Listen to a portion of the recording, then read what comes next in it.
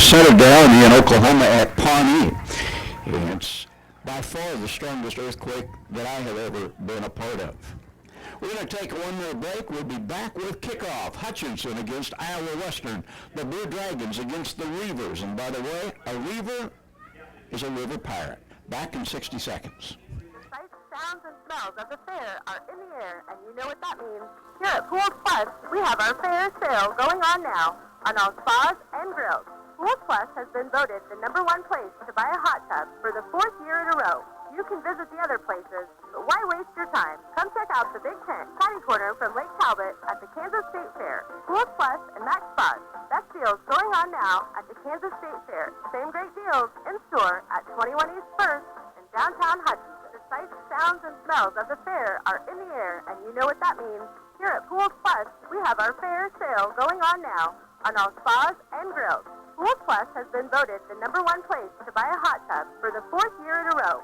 You can visit the other places, but why waste your time? Come check out the Big Tent Potty Corner from Lake Talbot at the Kansas State Fair. Pools Plus and Max Spas. Best deals going on now at the Kansas State Fair. Same great deals in store at 21 East 1st in downtown Hutchinson. When I grow up, I want to be a cat.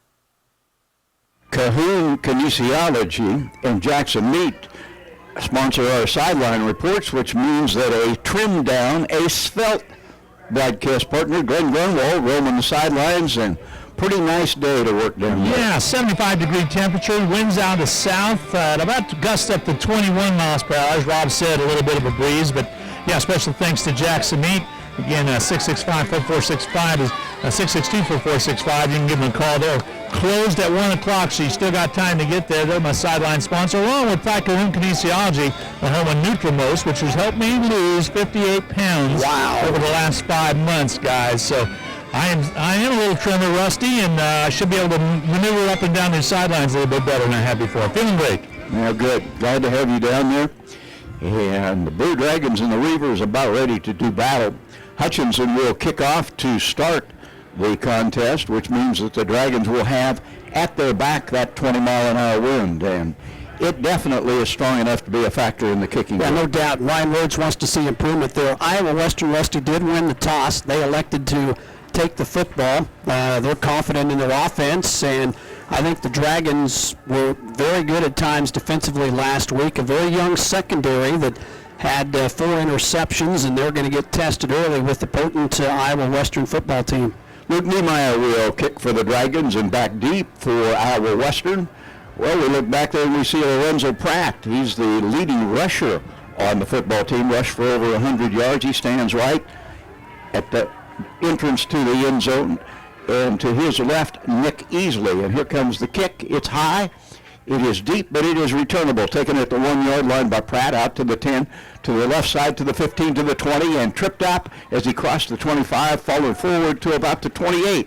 And it is there that the Reavers, the number 6 ranked team in the country in junior college football, will get their first opportunity of this beautiful Saturday afternoon. Tackle that time, Vance Johnson, 16, had contain on that side and made a nice open field tackle. Vance Johnson, a guy that get some time in the secondary as well and showed up nicely there on special teams. Andre Nunez is a quarterback out of Tacoma, California. He's 6'3", 197-pound sophomore. Single running back, twin receivers to each side, man in motion across the formation, and it's a running play on the first down. And testing the middle of the Hutchinson defense was Lorenzo Pratt. He does not go far, perhaps from the 28 to the 30.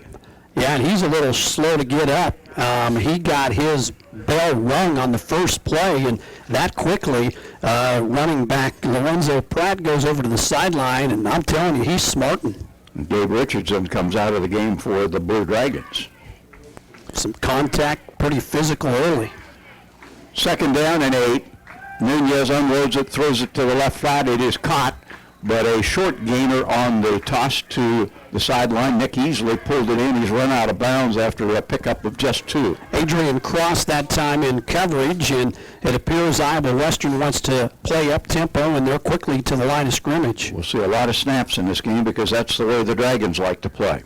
Again, twin receivers to each side, single running back behind the quarterback who stands back in the shotgun. 3rd down and 6. Nunez drops back. Pressure comes up the middle. Unloaded.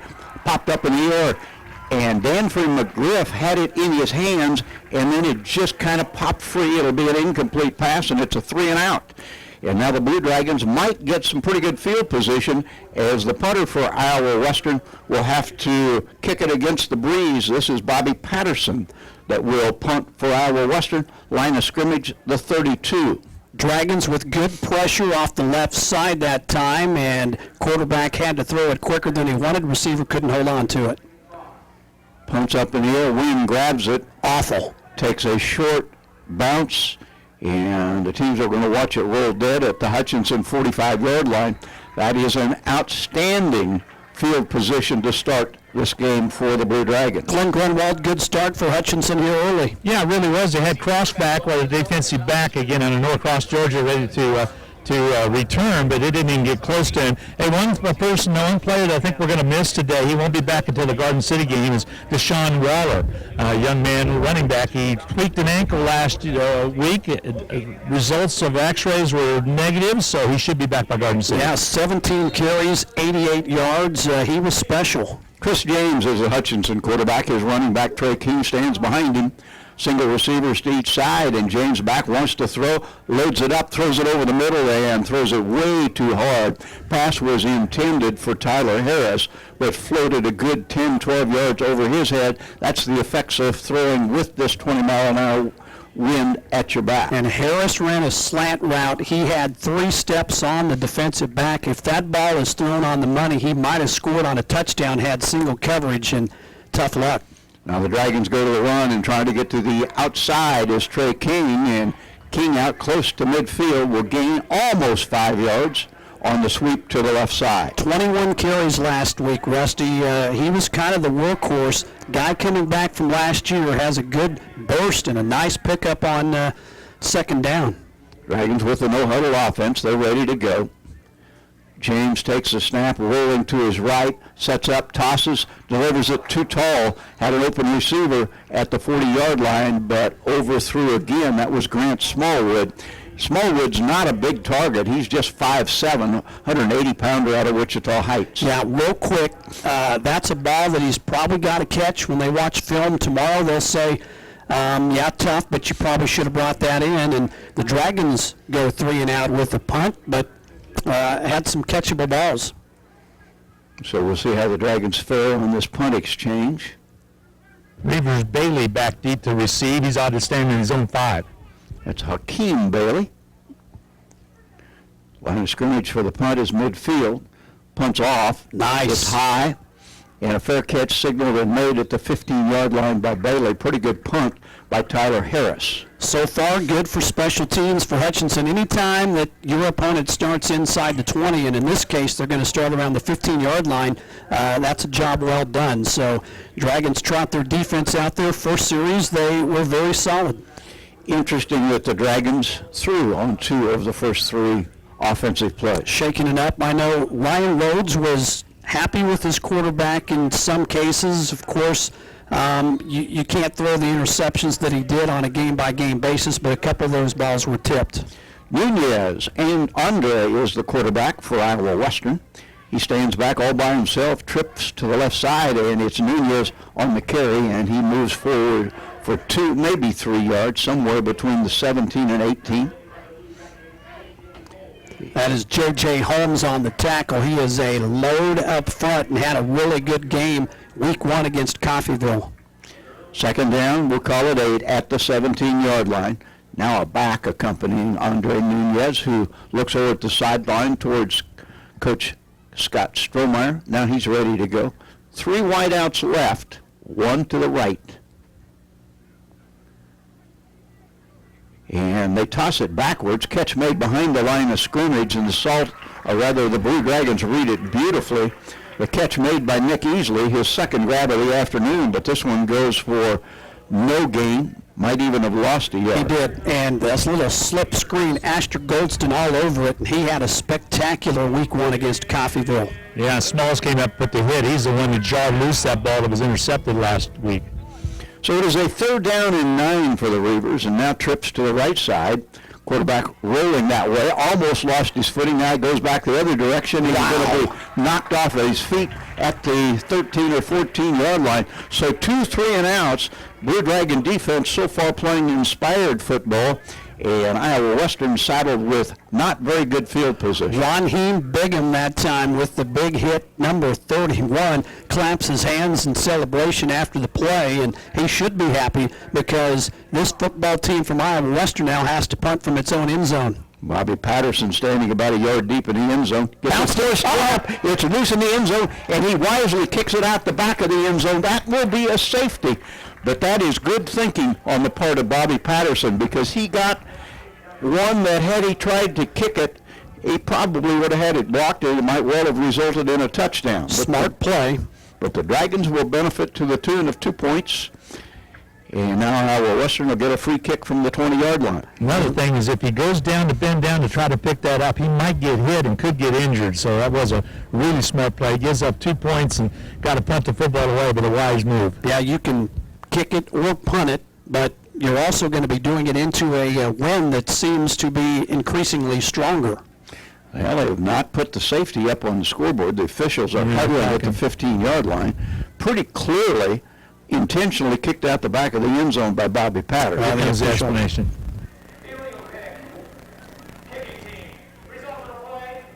Yep, illegal kick, kicking it out of the end zone, result of the play safety as we described, and now the Dragons, you figure, are going to get good field position with this upcoming kick. And you can kick it from placement, or you can punt it from the 20-yard line. Good choice.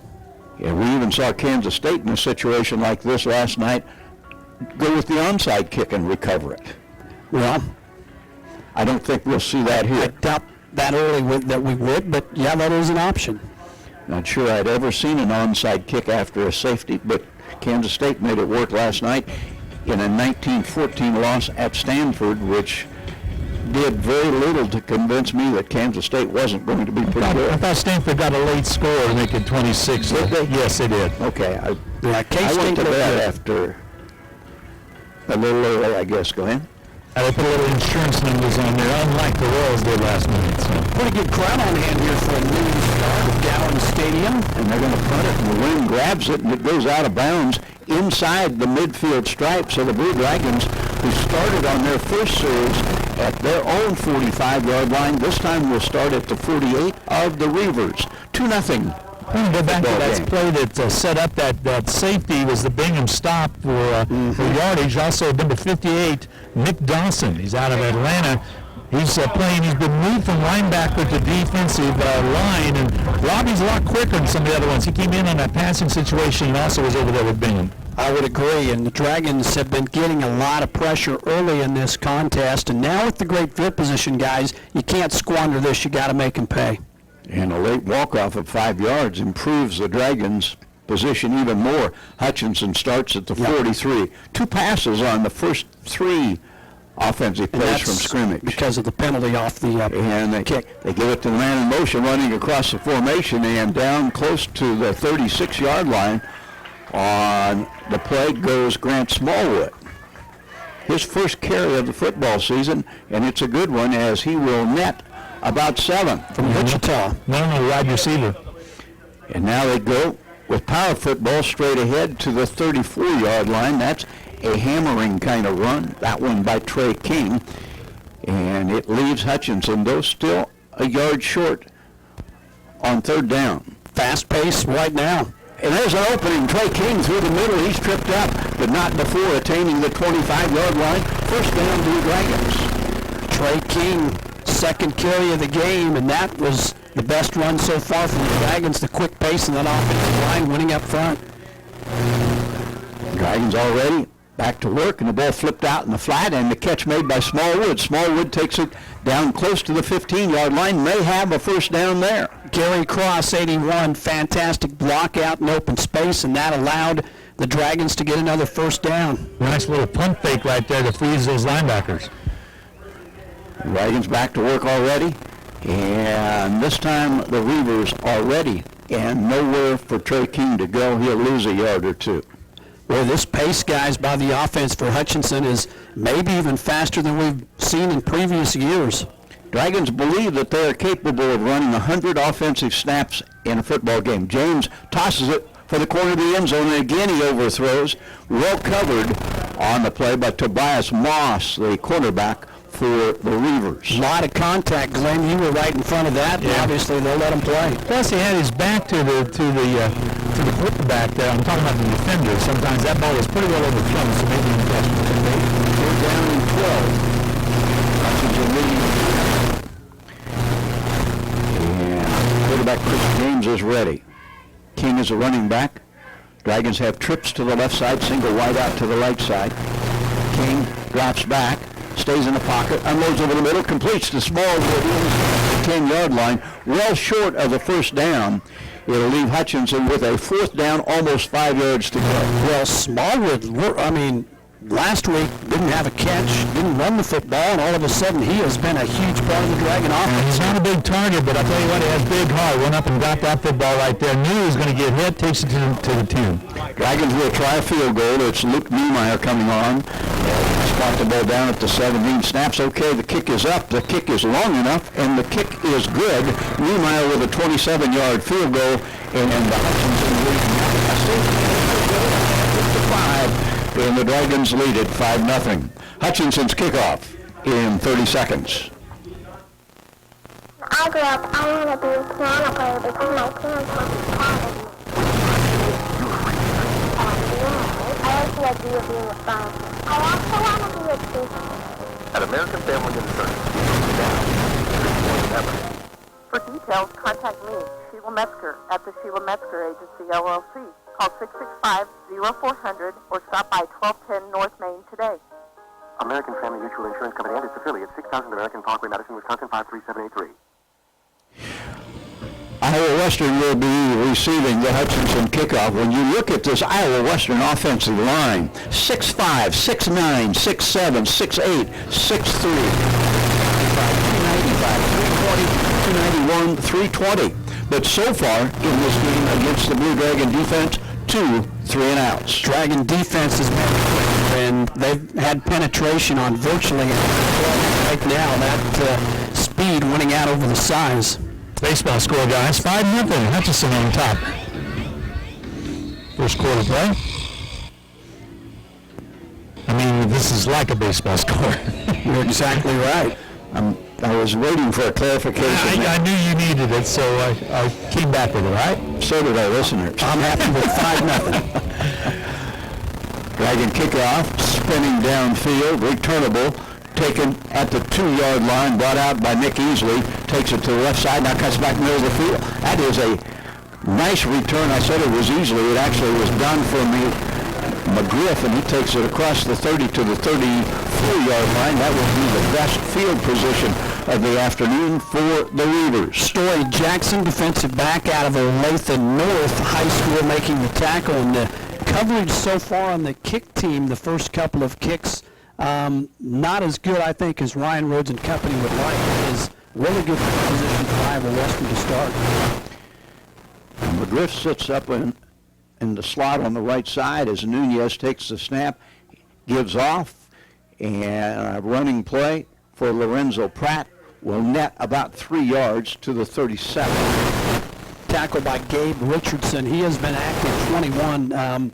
He's been in the backfield, has a couple of quarterback hurries already, and that time making a tackle opposite side of the field.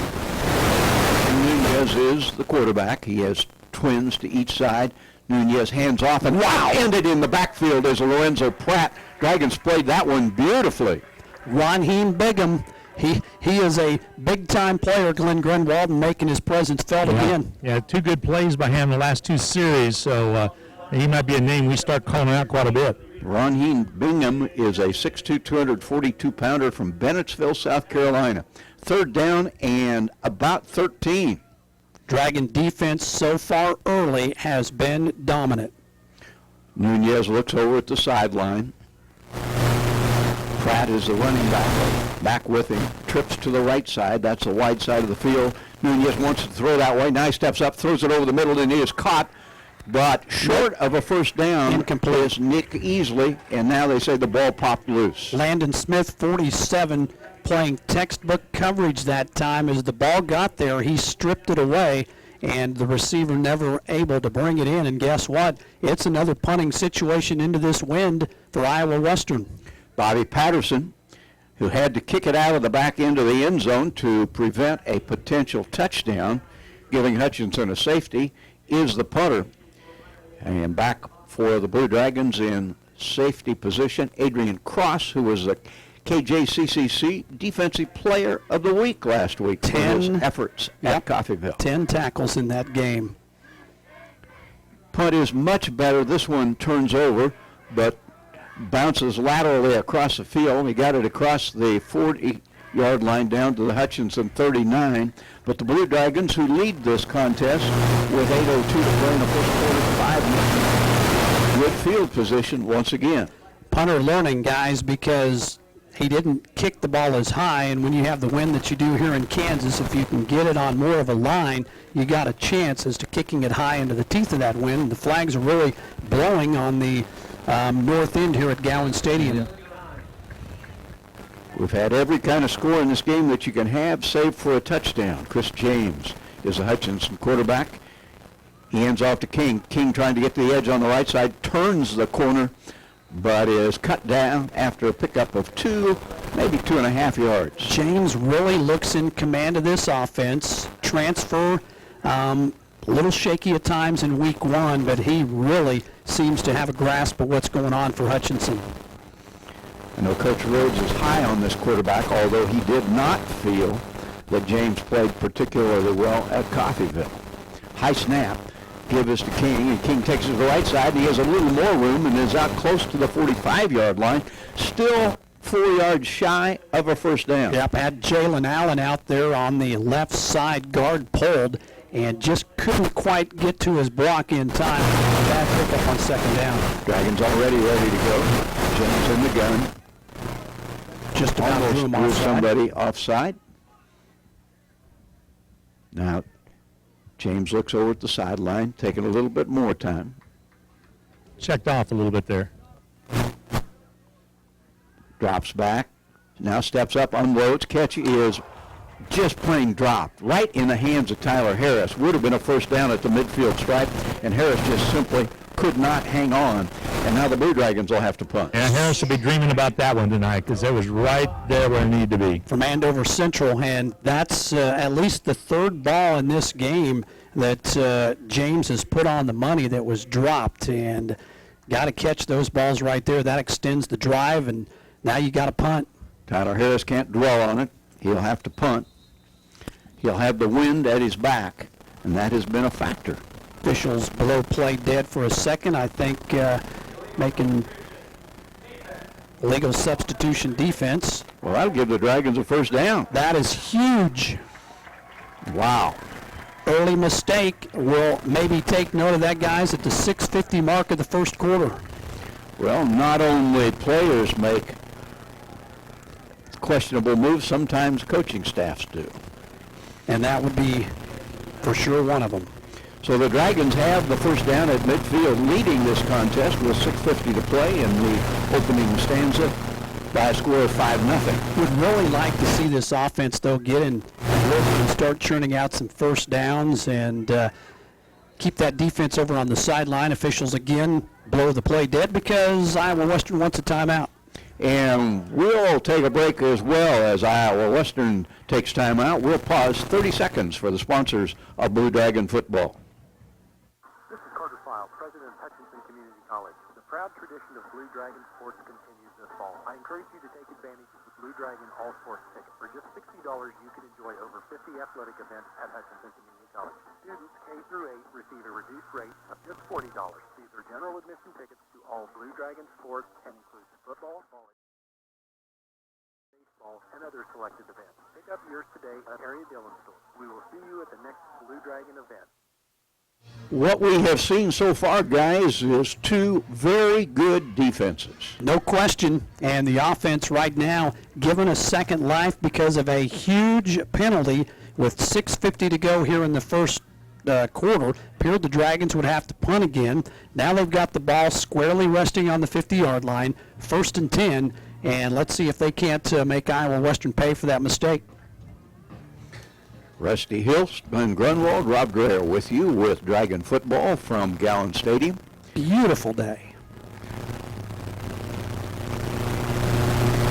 Rusty, you don't shake any cobwebs out of the noggin? I have no cobwebs, No cobwebs. but it shook me up a little. I'm sure it did. And to give to Trey King, the play I think was designed to go right. Penetration cut that off, so he took it back left and got back to only the 49-yard line, loss of 1. Joe Ricker, defensive tackle, 6'1", 280, broke through, and that time was having no part of that play. 2nd down, 11. James goes to the run, and back to midfield, back to the original line of scrimmage goes Mr. King. Lewis. Dragons have not been able to run the ball effectively. No, and that time, number 91, Lewis Brown, nobody blocked him. That's a problem when nobody blocks the backside defensive end. He was free to make that tackle. That's a mistake up front. Passing situation, James rolls to his right, stops, sets up, throws it upfield. A lot of contact, incomplete pass. Pass was intended for Viante Williams. He thought he was interfered with. Official right there says no, and now the Blue Dragons are in a 4th down situation, and Hutchinson does not capitalize on the penalty that gave him the 1st down at midfield. And you start to wonder, guys, Hutchinson's had terrific field position here throughout the first quarter and really haven't done a lot with it, just 5 points. Matt Clark, the assistant for HCC, also was in agreement with you, Rusty. He thought he was all over him. Would agree. I'll make that a 3rd motion. A lot of contact before the ball. Harris punts high, beautiful. Wow. Probably too long, probably going to go into the end zone. Oh, pops straight up in the air, but the Dragons didn't get down there quick enough, and it does carry them into the end zone. So out to the 20-yard line go the Reavers, and they so far, working against a 20-mile-an-hour Kansas breeze, haven't generated any offense. How about minus 14 yards of offense? They just absolutely have had no luck going against this Dragon defense, going into the teeth of the breeze here on this Saturday afternoon at Gowan Stadium, Labor Day weekend, and Hutchinson needs to keep their ears pinned because they'll be punting from deep in their own territory if they can get a 3 and out. Andre Nunez continues at quarterback, gives off, and the Dragons are equal to the task again. Little, if any, gain for Lorenzo Pratt. Talon Humphrey, 6'6", 365. Ryan Rhodes told me he is a giant, a mountain of a man. He has gotten better since arriving on campus, and that time he just swallowed up the ball carrier. I was impressed with him last week down at Coffeyville. He played well. Ryan is very high on him. Nunez back in the gun. 2nd down, 10. Wants to throw, floats it upfield. Almost picked off. It was overthrown. Blue Dragon defender Adrian Cross, kind of bangs his hands on the turf. Felt like he should have had a stick. Different quarterback. That was Bush that was in there. Or A.J. Bush, number 6 instead of Nunez. Bush is a 6'4", 225-pounder out of Alpharetta, Georgia. And Coach Strohmeyer will use these two quarterbacks interchangeably. Bush is the bigger of the two. Yeah, he's good size. Also, Pratt's back in there. He was shaken up a little bit earlier. Well, on the other side, Glenn, I have number 9, DJ Smalls, that was on that coverage. It almost picked it off. Okay. Flag. Flag flies as the quarterback rolls left, throws it upfield, delivers it too low for Nick Easley to catch. We'll check the flag. Pressure that time, 47, Landon Smith. Forced the quarterback to throw early, but I think might have an offside, and we do. So it's a 5-yard walk-off against the Blue Dragons. That'll take it out to about the 25, maybe the 26-yard line. J.J. Holmes that time, and just the first penalty of the football game. Dragons have been clean so far. Iowa Western with a couple of penalties, none bigger than that one where they brought the Dragons back onto the field after having an illegal substitution on defense. 3rd down, 4. And Bush left hands it upfield, throws it over the top of his intended receiver. That was thrown in the direction of Anthony Turner. He's a big, tall receiver, youngster out of Hartwell, Georgia, stands 6'5", but he couldn't get that one. Michael Witherspoon, number 8 in coverage. Dragons secondary. Ryan thought it would be a strength this year, although it's a young secondary, and they have been all over the passes, even though that one was high. Coverage right there. Yeah, 3 names to talk about. Smalls along with Witherspoon and then Cross. Yep. Saul played great last week, especially Cross. Well, all 3 of them played great last week. Adrian Cross is back in anticipation of the punt. Snap is okay this time. The punt's off, and the wind grabs it, and it's going to land at the midfield stripe and rolls backwards, actually across the 50-yard line back to the Reavers side. And the Blue Dragons continue with the wind at their back to benefit from great field position. Do lead the football game, but only 5-0. Story of this game, Iowa Western average starting point, I'm going to say, has been about the 25-yard line. Hutchinson's average start has been about from the 45. This will be placed right at the 50. But sooner or later, you have to make your opponent pay, and Dragons haven't up to this point. Trips to the right side. Neither team has thrown it with any effectiveness, and now it's going to be Hutchinson, quarterback Chris James, keeping it himself, faked the throw, took off to the short side of the field, and was dumped for a loss of a yard. 32, Colton Dinsdale played his position perfectly, didn't go for the misdirection. Linebacker that time shutting down the play by the Dragon offense.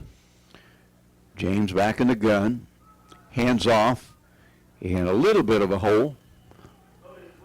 And Otis Williams with his first carry of the afternoon across the 50 to the 49 of the Reavers. The Reavers have had no offense, saddled with poor field position. Hutchinson with great field position hasn't had much. Dragons have 20 yards total offense in this game. It has been all defense so far. And Hutchinson with a 3rd down 9, still 4 minutes to play in the first quarter. We've had a lot of plays because both teams are basically going no huddle, and it's a quarterback draw, and down to the 45-yard line on the carry goes Chris James. His helmet came off, a flag was tossed, and we'll check and see. It's going to be a personal foul penalty after the play. This is going to result in a Blue Dragon first down and 15 yards down the field. Tough penalty for Iowa Western. James was definitely down when the hit occurred, and so Hutchinson with a big break. Walk-off will move the ball down to the 30-yard line, and Glenn Grunwald, you feel like the Blue Dragons just have to come away with something here, even if it's only a field goal. I was going to comment, 3:52 to go in the first, this whole quarter with the wind to the back, and they've been in Reaver territory. They got to come up with a TD. Well, they've got a short field now, 31 yards in front of them. James drops back. Here comes pressure. James floats it upfield, throws it over the top. Pretty good coverage. And the pass, which was intended for Blue Dragon Gary Cross, is incomplete. Really good defensive coverage by the Reavers. It would have taken a perfect pass. Blitz came that time. Still good protection. The wind causing our quarterback a little bit of problem. And he floated that one again. Hutchinson, 2nd down 10. Neither team sharp offensively. James keeps it himself. Now loads up, hit as he throws, and it's picked off by a big old lineman and bringing it out to the 40-yard line, across the 40-yard line for the Reavers is big number 94. I say big, Royal Silver, a 275-pounder, and he runs like he's 275. That's a pass that James would like to have back.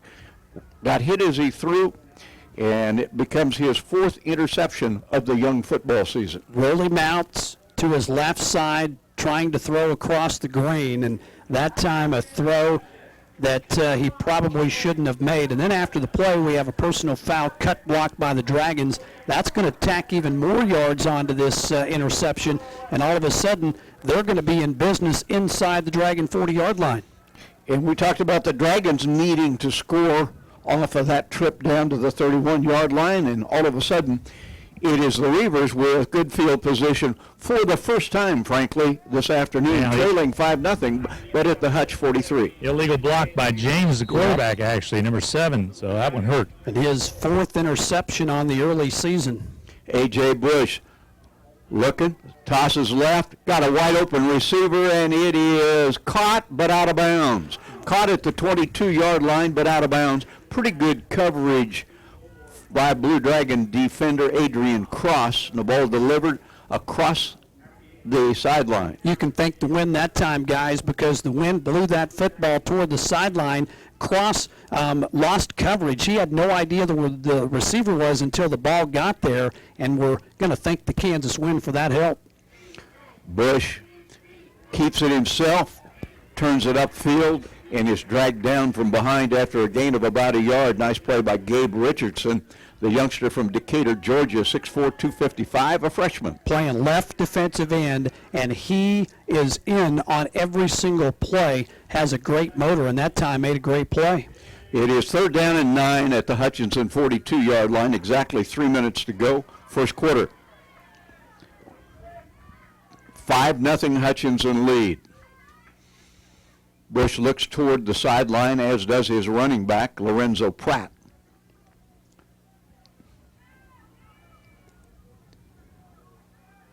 Dragons trying to get a 3 and out. Flag. And flags before the play gets underway. And Delay a game. well, I tell you what, so far these offenses have just not gotten the job done on this Saturday afternoon. The defenses, to the contrary, well, they have been really special. 4th penalty, 30 yards against Iowa Western, and they've had some tough ones. This makes it a 3rd down 14 situation. Dragon defense has to feel good about this. Iowa Western continuing to work against the wind. Big, strong A.J. Bush gets a high snap, one-hands it, pulls it down, takes it to the side. He's got a blocker. He's got room to run, and he'll be knocked down at the 33-yard line. That is very close to a first down. It's going to be, are they going to say, well, the head official came in and said first down? That's just a play that the quarterback gets out of the pocket, scrambles, and picks up 15 yards. Yep, that was a big play. The best offensive play of the afternoon by far for Iowa Western. The Reavers trailing 5-0. Boy, what a shot in the arm it would be if somehow they could get it in the end zone and wind up perhaps with a 2-point advantage in a quarter in which they battled field position in the wind. Bush gives off, and Pratt is upended, but not before picking up 3 down to the 30. Gabe Richardson again on the tackle, and before that 15-yard scamper, Iowa Western had 1 total yard of offense in the first quarter. As you mentioned, by far the biggest play of the game for them. And frankly, might be the biggest single play of the game. 2nd down 7 at the 30 of the Blue Dragons. 2 wideouts to each side. And they give us to Pratt, and this time he gets through the first line of the Dragon defense, but is stopped short of the first down. He goes down at the 26, leaving a 3rd down and 3. Adrian Cross, who he came through there from his safety position like a missile. One of those safeties that can cover well and also lay the wood in the box. Bush in the gun, starts to call signals, then looks over at the sideline. Probably 2 down territory, guys, the way the wind's blowing. Down, you kick a field goal from this spot on the field. Yeah, I doubt it. Bush gets a high snap. He's going to run with it, and the big guy is loose at the 25-yard line and down to about the, I'm going to say run out of bounds in the vicinity of the 22-yard line. Should be good enough for a first down. And the running of 6'4", 225-pound sophomore is making a big difference on this drive. Witherspoon on the tackle, but you're right, the quarterback has been the difference with his legs. 20 seconds to play here in the first quarter. The Blue Dragons will battle the wind in the second quarter.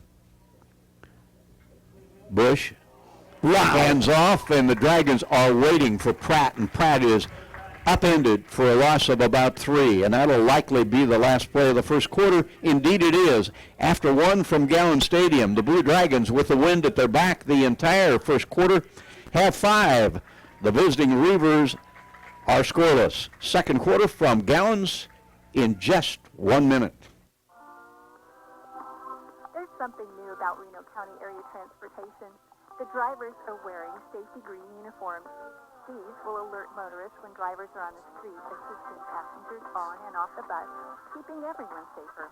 Our CAT is first come, first served general public transportation that has a bright future, and it's not just the color of our shirts. Call 694-2913 for information. For quality in product and in service, choose your Train air conditioning system from E&M Plumbing. E&M can supply you with high-efficiency Train systems with the same high-quality installation you've come to expect from their long-time service experience. They'll answer any questions you have about the new high-efficiency Train units with no obligation. Thinking air conditioning? Think E&M Plumbing Incorporated, 701 West 2nd, 662-1281. After all, it's hard to stop a train. Sideline reports brought to you by Cahoon Kinesiology and Jackson Meat. Glenn Grunwald. The Dragons now are going to have to go against the wind. Yeah, 1st and 10 inside Dragon territory, so now it might have to affect a little bit of the quarterback for the Reavers throwing as well. He has to adjust. It is 2nd down and 12. Bush adjusts by putting it right on the jersey numbers of McGriff, and McGriff hauls it in at the 20-yard line and manages to get to the 17, and that is about 5 or 6 yards short of a first down. Michael Witherspoon the tackle, and right now this offense in a little bit of a rhythm, and the Dragons can't seem to stop it. It is a 3rd down, and we're going to call it 5. A.J. Bush has made a difference since he came in the game, replacing Nunez at quarterback. The major difference, though, has been his ability to run it. Would agree.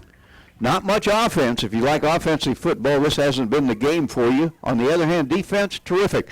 Ball thrown in the end zone, intended for Nick Easley, and Bush finding it hard to deliver with the wind at his back, overthrows, just like his Hutchinson counterpart, Chris James, did most of the first quarter. Yeah, that's what I was referencing. He's got to adjust a little bit, too, because he's been going into that wind. Now he's got it to his back. That time pressure from 47, Landon Smith. He is a linebacker from Clearwater, Kansas, a Kansas boy, and he has been really playing well here in the first half.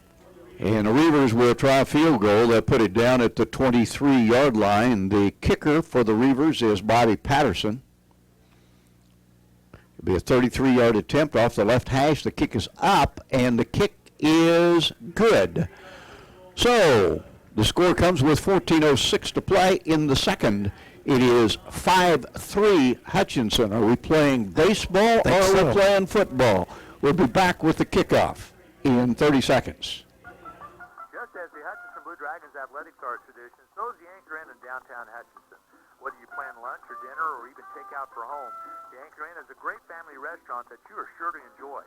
Order off the great menu or take advantage of the Anchor Inn's awesome buffet. You'll make a great choice either way. The Anchor Inn is also a great spot to meet up with old friends and acquaintances because everyone goes to the Anchor. That's the Anchor Inn at 128 South Main in Hutchinson, proud supporters of Hutchinson Blue Dragon Athletics. Well, Randy Stang back watching the Blue Dragons in action on this Saturday before Labor Day. Randy, of course, new position in Springfield, Missouri after a marvelous career as a Blue Dragon athlete and athletic director. You bet. Great basketball player, great basketball coach, and, of course, a longtime athletic director here, Josh Gooch, now at the helm of that department. And the Blue Dragons, with their lead trimmed to just 2, have back deep.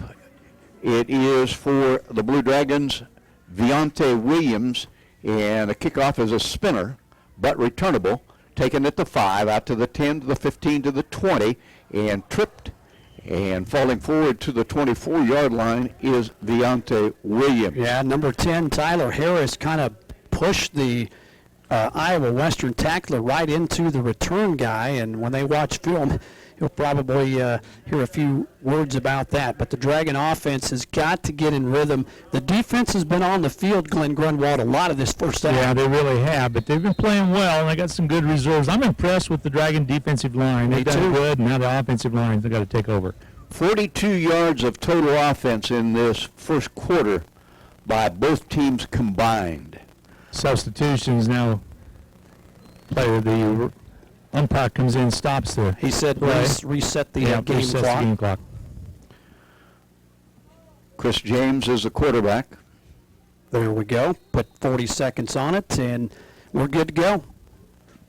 James takes the snap, fumbles the football, dives on top of it. Looked like he wanted to throw it, just slipped out of his hands. And Chris James, so far, is having a tough Saturday afternoon. Interception in the game already. He has had some good throws that have been dropped by Dragon receivers, but right now he's got to make a play. And that's really critical. You lose 7, you're working against the wind where yards are preciously difficult to come by. Second down, 17. And James gives to Williams. Williams tries to get to the outside, and he's corralled neck high and hauled down after a gain of just 2. And a point, guys, we haven't had a lot of wind here in Kansas as oftentimes we do, so I don't know how many times that he's actually practiced going against the wind here in the state, but as we all know, it can be a huge factor in high school and college football in Kansas. Third down and a lot at the 18-yard line. James looks to the right, now steps up, now runs with it, and is dumped after no gain, and the Blue Dragons will have to punt from deep in their territory. And the Hutchinson offense, and to be perfectly fair, the Iowa Western offense, neither one so far getting much done. Well, the big guys up front that time just did not do a good job of giving the quarterback even time to set his feet. There was pressure coming right away, and he's got to at least have time to look at his first receiver, let alone his second or third option. I was watching the wideouts, and it was a long developing play anyway, and you're right, Rob. He didn't have enough time.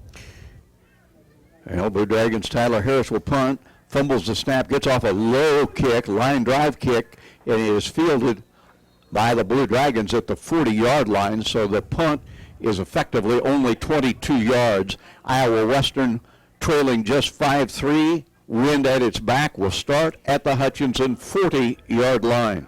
Andre Lewis that time down the ball, but you have great field position at your own 40. Wind at your back, coming off a series in which you found some rhythm and got a field goal, and the Dragon defense trots right back out there. Ball at the Hutchinson 40-yard line. And A.J. Bush goes back to work at quarterback, drops back, puts it in the left hand, flips it upfield, completes it in the middle of the Dragon defense at the 25-yard line and down to the 21 with the reception in his hands, Danfrey McGriff. Tough play. Astor Goldston, guys, just about got a hand on it and knocked it away. Instead, it's a big reception and a first down. Actually, they put it at the 22-yard line. Bush drops back, pressure comes, the ball popped up in the air, and it is juggled and finally picked off by the Blue Dragons. Popped away, but finally controlling it for the Blue Dragons, Landon Smith, and that is a huge turnover. Talked about him all game, Glenn. He's by far been the most active Blue Dragon on defense. Yeah, that was a big one. He popped up there, got away from another lineman, let it get to him, and he brought it in, and big play right there defensively. And the Blue Dragons were coming after quarterback A.J. Bush. That forced the bad throw. I don't know. When I see number 47, I think of longtime NFL safety John Lynch and how he used to come up and hit people with passion. And 47 has brought his A game in this one for Hutchinson, and now the offense has got to get something going. Well, let's see if it can. Dragons go back to the run and a little bit of space and a nice run out close to the 40-yard line. About 9 on the carry by Trey King, the youngster from Wichita Heights. Well, before that carry, guys, 8 attempts for 11 yards, by far his best carry, and second and short. Dragons ready to go again. Again, they gives back to King. King gets a first down and not a whole lot more. It keeps those legs churning, though, and takes it to the 43-yard line. Hutchinson leads it 5-3. When you're working against the wind in on this Saturday afternoon. Obviously, you'd love to score, but you're really just trying not to lose ground. James unloads, finds a receiver in the middle of the field, catch made at midfield, and that throw to Trevon Jones. He's out of Kansas City Piper. Yeah, not a big target, 5'7". And a flag. Flag on the play. Let's see what it is. Don't forget we're without Deshaun Waller as well, and he was the kingpin last week. So the King's doing a good job, and then a nice catch right there by Jones. Let's see where walk-off's going to be. Coming back, could be a hold. You know, one thing about a hurry-up offense, guys, is if you hurry up and you go 3 and out like Hutchinson has been doing, you put your defense right back onto the field. They wave it off. That's huge. Hutchinson now in business, 50-yard line, first down. But back to my point, you run this hurry-up offense, and if you don't churn out first downs, you put your defense out on the field a whole lot during the course of a game. Yeah, Good point. We saw that in the second half at Coffeyville. Mm-hmm. James, hands off, King eludes one tackle, staggers forward, people pulling on his ankle, and he's able to get to the 44-yard line. That's a gain of 6, and all of a sudden, Trey King is rejuvenated. 11th carry, and guys, he seems to be getting stronger with more carries and more confidence. And it is a first down for the Dragons at the 44-yard line. James stays in the pocket, now comes out of it, rolling to his left. Pressure comes, and he throws it away, I hope. Boy, kind of put it up for grabs. Ball loosely intended for Deontay Williams, but my goodness, there was a defensive back over there that had just as good a shot at it. Yeah, he didn't put any ump on that one, and like you said, Rusty, really close to being picked off. And he's going to learn at this level. Guys are quick. This isn't like high school where you can make that throw. Guys are way too quick to lob that thing up there and leave it in the air. And they give it to Smallwood. Smallwood working right to left across the formation, able to get just a couple of yards. Second time they've run that play to Grant Smallwood. Quick kid, not very tall. Little scat back, and Dragons just trying to mix things up now. Looking at another 3rd down and 8 with needing a first down. Completed passes in this game for Hutchinson have been rare. James looks for one there, finds space over the middle, and the catch is made, but just a pickup of 3 on the throw to Deontay Williams, and Hutchinson will be 4th down and 5 at the 39-yard line. Chris James 3 for 11 passing in this game, and that's under 30%. You want to be up in that 60-65% range. And the Dragons, facing this wind, will punt, figuring they've got a good chance to get the ball down inside the 10-yard line, kicking against the wind. It'll be Tyler Harris to do the honors. Probably rugby style. He's going to kick it straight away. Yeah. Wind grabs it. Can the Dragons get down there and keep it from going into the end zone? I don't know. They didn't. It's going to go into the end zone. There were 3 players for Hutchinson down there. None of them could make the play, and the ball's going to come out to the 20. Yeah, that's very unfortunate. But the Dragons trot their defense out. The defense has been very good in this game. And they downed it, guys. They downed it inside the 1. Whoa. All right. Okay, Hutchinson leading 5-3, 9:17 to go, second quarter. Welcome into Labor Day weekend. Hope you're out relaxing, having a good time, and we're having a good time watching a very good football game. How about another safety here, guys? That'd be an unusual way to get to 7, wouldn't it? Oh, how about he fumbles it in the end zone and we fall on it? I'm going to be greedy.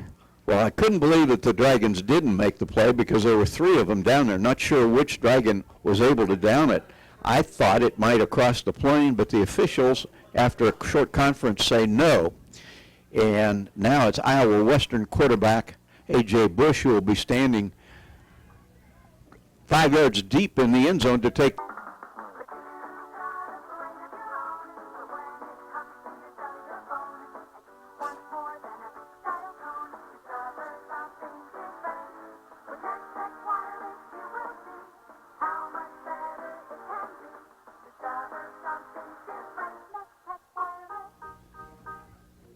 Well, the injured Blue Dragon is Quinn Head. He is being helped off the football field, but he's putting weight on both feet. And it may well be that he just got his bell rung. It will be a second down and 10. The ball at the 1 yard line. Reavers with 99 yards of football field in front of them. And that second down snap coming. 3 players in the backfield, quarterback with 2 backs.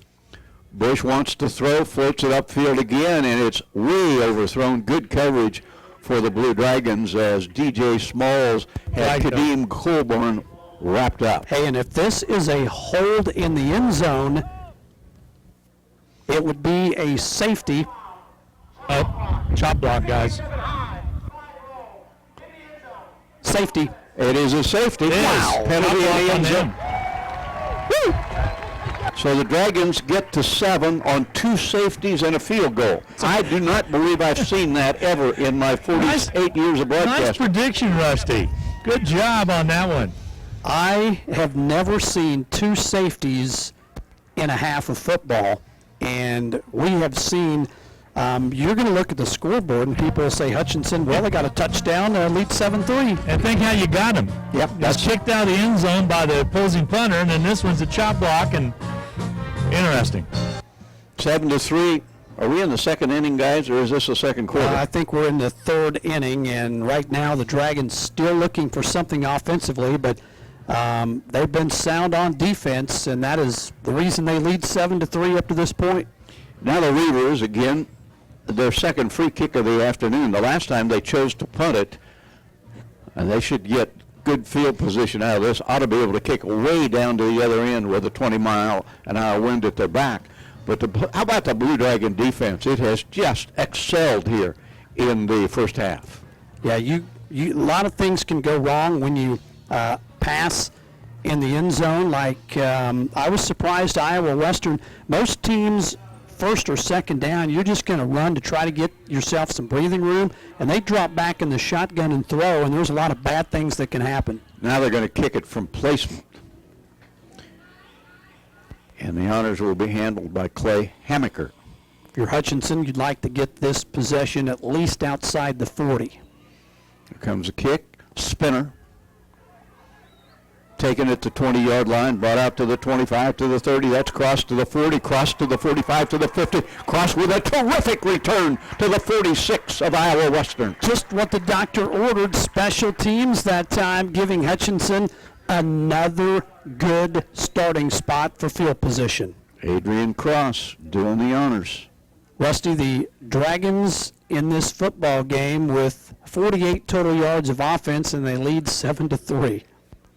2 plus 2 plus 3 against 3, 7-3. That's even math I can do. I'm still trying to figure it out. Okay, we'll get back with you. James unloads, poor pass, thrown behind his intended receiver, who was wide open at the 50-yard line. Otis Williams, who just was the recipient of a way behind his back throw. He's trying to do 75 in a 55-mile-per-hour zone, speeding things up. Let the game come to you. Relax. Take your time a little bit, and the game right now has been faster than he is. James floats it out. Williams with the catch this time. He is dragged down almost immediately. Got to the 42-yard line. That's a gain of 5. The clock continues to move. 8:45 to go. Hutchinson working against a 20-mile-an-hour Kansas breeze. But another 3rd down and 5 plus. Hutch has had a lot of those, and at some point in the game, you got to convert them. Neither team's been able to throw the ball vertically downfield with any success. James trying to draw Iowa Western off sides. They're having no part of it, and they'll reset the play. In the gun with Otis Williams on his right hip. James rolling to his right, gets pretty good protection, steps up, throws on the side. Again, not a particularly well-thrown ball. It is an incomplete pass, and good defensive coverage by Iowa Western. Well, right now, 4 of 14 passing is James. Jeffries Wilson really had no chance to pull it in. The Blue Dragons will punt it again. Tyler Harris awaits the snap back at his own 42-yard line. Dragons have shown a championship caliber defense here in the 2016 season. Now they're waiting for the offense to maybe catch up a little bit. Snap is okay. The boot is a spinner. Beautiful. Going to take a nice Dragon roll, and we'll roll down to the 7-yard line. So Hutchinson again pinning the Reavers back in terrible field position. Let's go for 3. What do you say? Ball's going to be right around, I think they're going to actually mark it at the 7. So it'll be a first down there for the Reavers. Sideline reports brought to you by Jackson Meat, Cahoon Kinesiology, and Glenn Grunwald looks a fraction of himself down there because of that great weight program at Cahoon. It's Nutrimost. Give them a call. Go in and get a consultation for $27 and find out if it'll work for you. Of course, my sidekick partner here, Rusty Hilst, is slim and trim as I've ever seen him, but that's what a lot of golfing does for you. Back to the original starting quarterback go the Reavers, and that is Nunez. He sticks to the ground, and there has just been no room for anybody on either team to run effectively, and no difference there. It's a loss of 1. Dragons against the run have allowed 8 total yards here in this game. They have been dominant, giving up a few yards in the passing game. I'm not sure the Dragons can play much better defensively than they have. Second down and 11 at the 6-yard line. Halfway through the second quarter, Hutchinson 7, Iowa Western 3. Nunez runs quarterback draw. He's caught from behind, but managed to pick up some yards. Got out to the 10-yard line, and it'll be a third down and still about 7. Hey guys, a special Blue Dragon thanks to Midwest Ford, who's a major sponsor of today's ball game. It was presented with a present a little while ago. Special thanks to Midwest Ford. And by the way, and I'll wait till after this play, I'll get back and talk about what's coming up in basketball season. Nunez fakes a handoff, pumps. He's trapped inside the 5-yard line. Down he goes at the 3, and they'll be putting out of the end zone. That'll be the chore facing Iowa Western. 47, the guy that has had a monster game, Landon Smith, already has a pick. Brought him on a blitz that time from his backer position, and he just laid the boom on the quarterback. Not the place to maybe pump fake for Nunez, but just to finish up my thoughts, Midwest Ford will be the site of the John Onges Show for Dragon Talk starting in November. It'll be a live show at the facility there on 30th. And now a flag flies.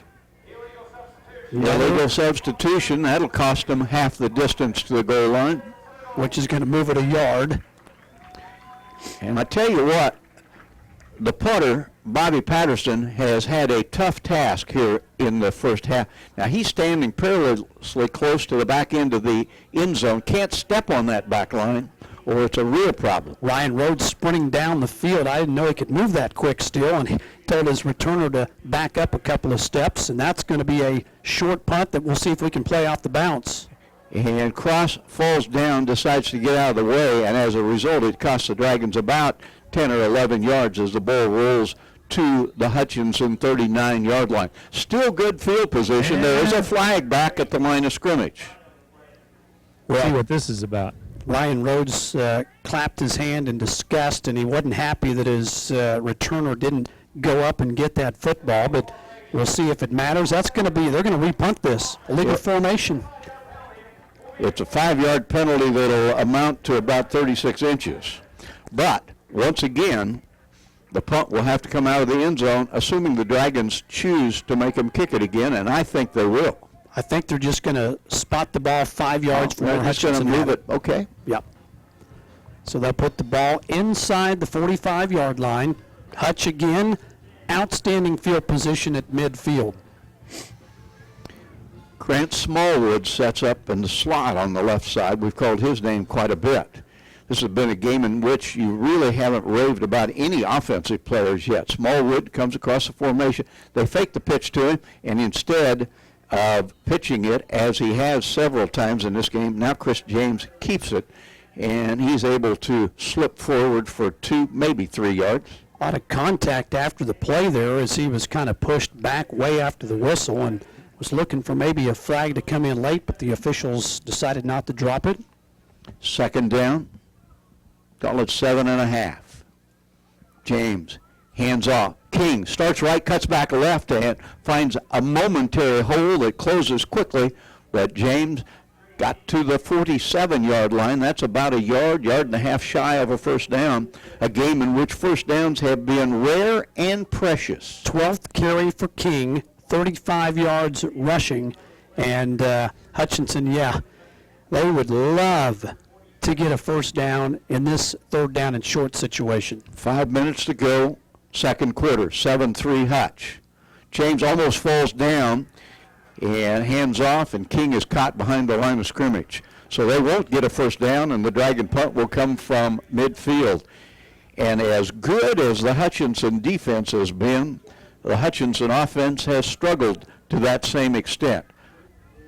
Yeah, third down and 1. They go two-back set with a fullback, power formation, and that time penetration. Not only did Hutchinson not get the first down, they lost yardage. So the punt will come from midfield. Hutchinson continues to lead 7-3, 4:20 left in the first half. Timeout, Hutchinson. Dragons take timeout, as will we. Hutchinson leads at 7-3. This will be a 1/2 minute break.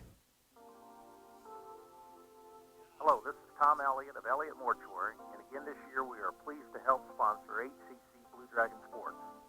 We encourage you to support all the Blue Dragon games, both home and away, with your attendance, but if not, we hope you enjoy listening to the game here on KWBW and Country 102.9.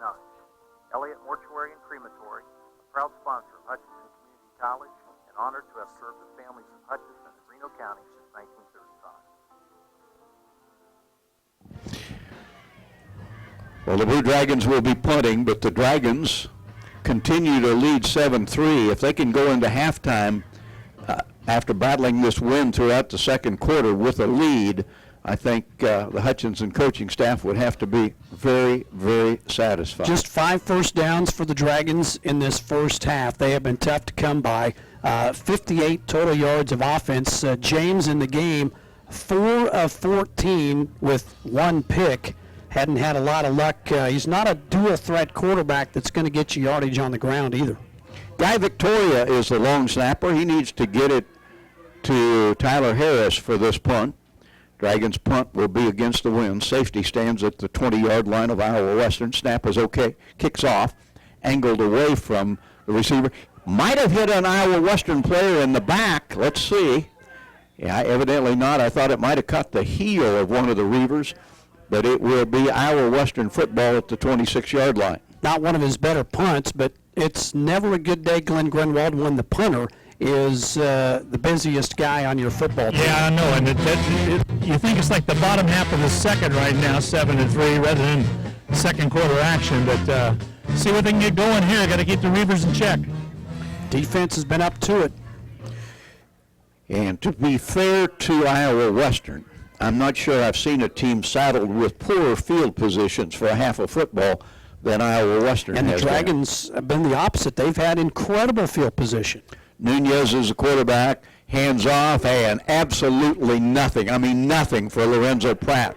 The Blue Dragon defense is just eating up the running backs of the Reavers. Yep. Guy Victoria with the tackle. Helmet came off. He has to come out of the game. And in trots Alan Flair, who is a freshman from Liberal. Loss on the play of a couple of yards, second down and a dozen. 3:50 to go. Football resting at the 24-yard line of Iowa Western. Nunez drops back, flag flies, and the ball floated upfield and overthrown. He may have thrown that away if it was intended for the closest receiver for Iowa Western, Kadeem Goldborn. It was about 15 yards too far. This is going to be offside on the offense, and that is huge. I think the official actually blew that play dead before it even started.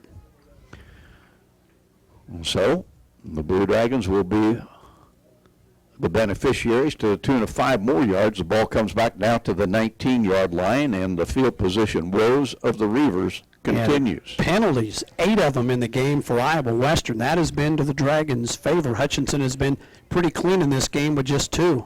Second down and 18. Nunez throws it long.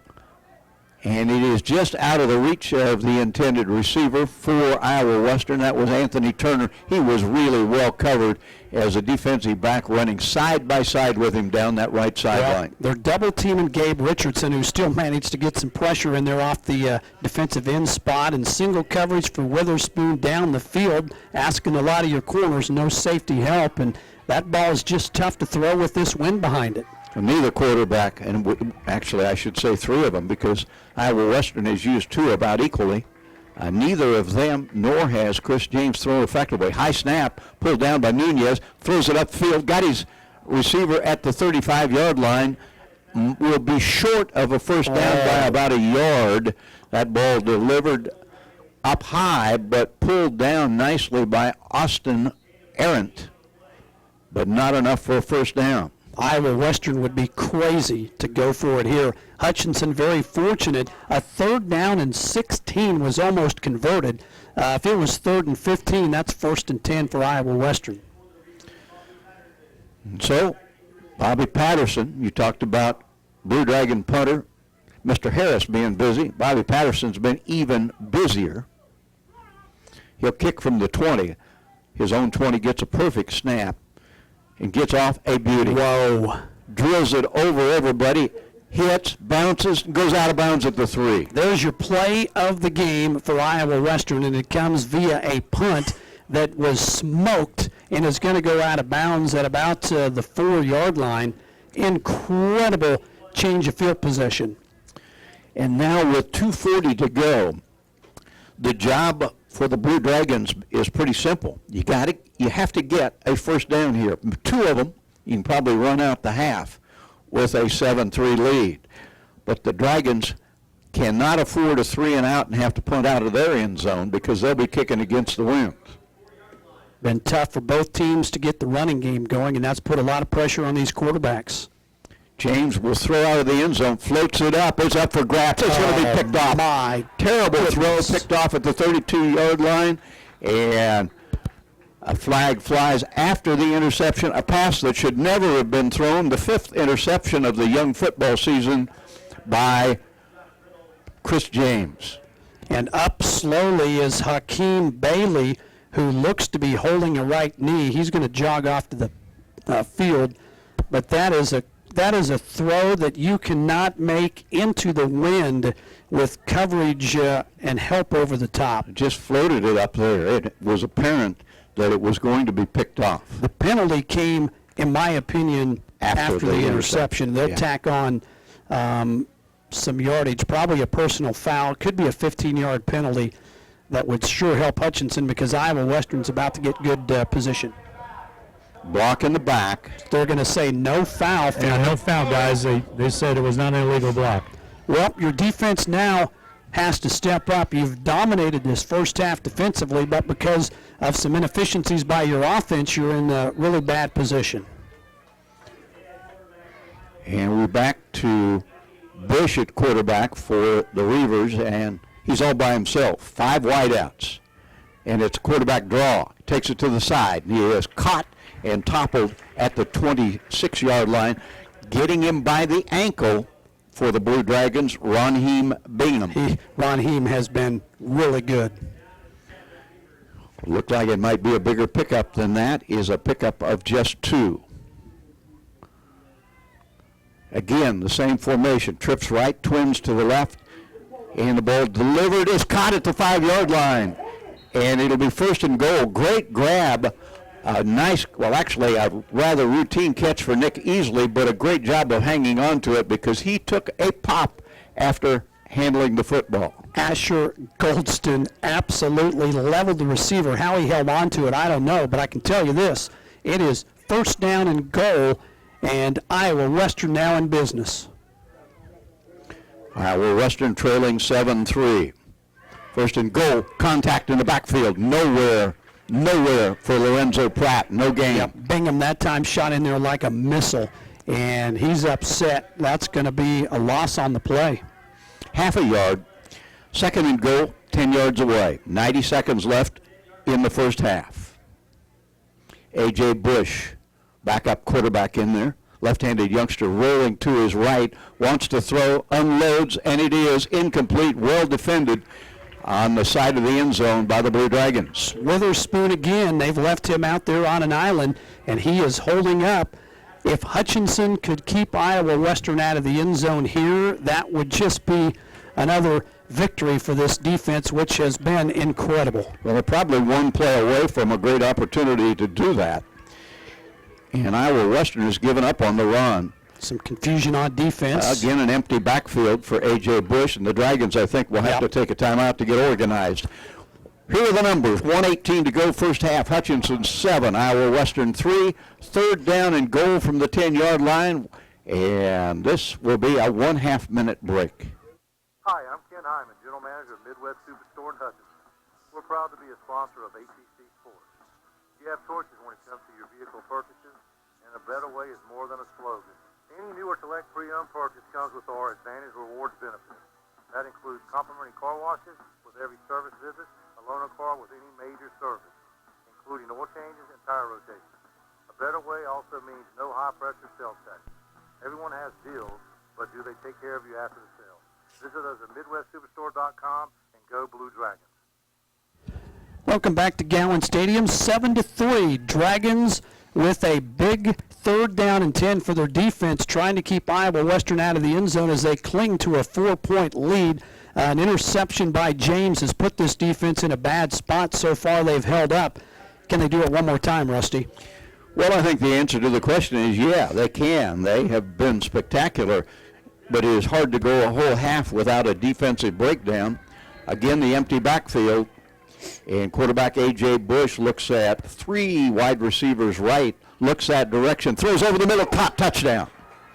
Caught right over the middle, wide open, cutting down the middle of the football field for Iowa Western, and scoring the first touchdown, Austin Arendt. No blitz, 4-man rush, quarterback with a spread formation set, had time to sit back there and just throw a quick dart right between a zone coverage by the Dragons, and that's about as easy a touchdown as an offense will get.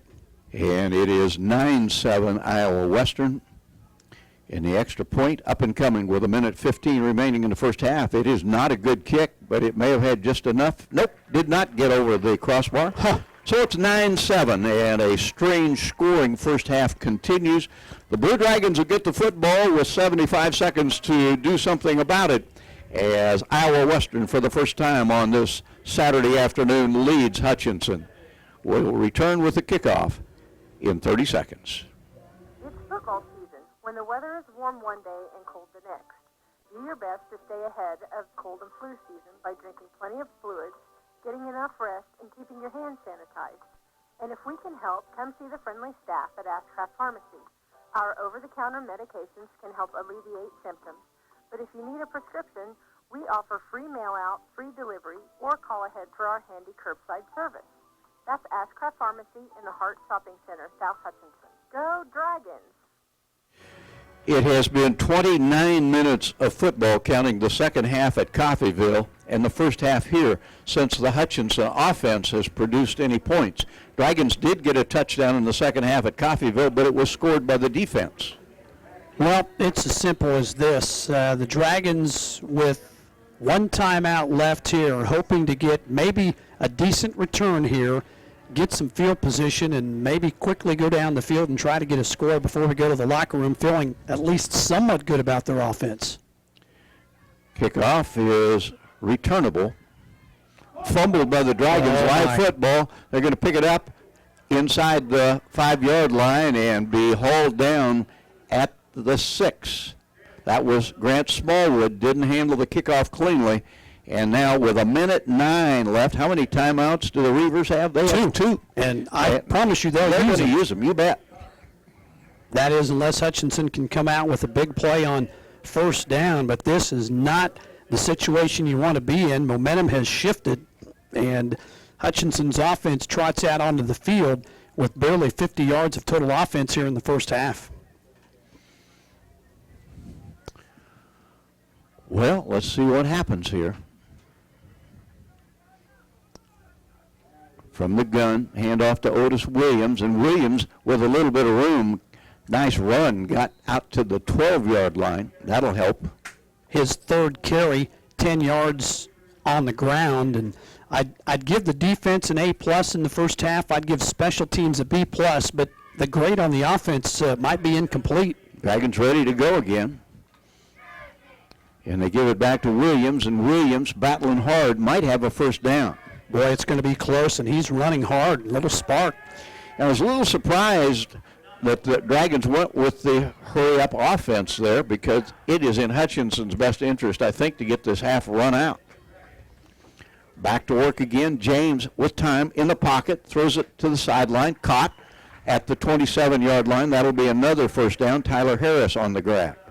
And now Hutchinson with a little momentum. First down. Prevent defense. Right. Just don't give up any big plays. That's Iowa Western's thought. Half a minute to play. Clock stops with every first down, and that time the receiver went out of bounds. James unloads on target, but a short gainer out to the 31-yard line with the reception. Giselle Parra, the former Hutchinson High School Salt Hawk. Is second down and about 7. James with all kinds of time. Now we'll run with it, races for the sideline. We'll get another play as he steps out of bounds at the 35. 7 seconds left. We're down to probably the last play of the first half. And whatever you do here, Rusty, don't turn the football over. Don't take any chances. It's a 9-7 ball game. Worst case, you go to the locker room and regroup. Hutchinson will get the football to start the second half, That's presumably. right. Iowa Western won the toss at the start of the game, elected to take the football. Sure did. Last play of the half, James You can't hold the ball almost that long. fumbled it, but pulls it in. He's hauled down, and the half comes to a close. And after 30 minutes of football, strange score. Iowa Western leads Hutchinson 9-7. Halftime from the stadium in 2 minutes. We all like to save money when it's We're gonna. right?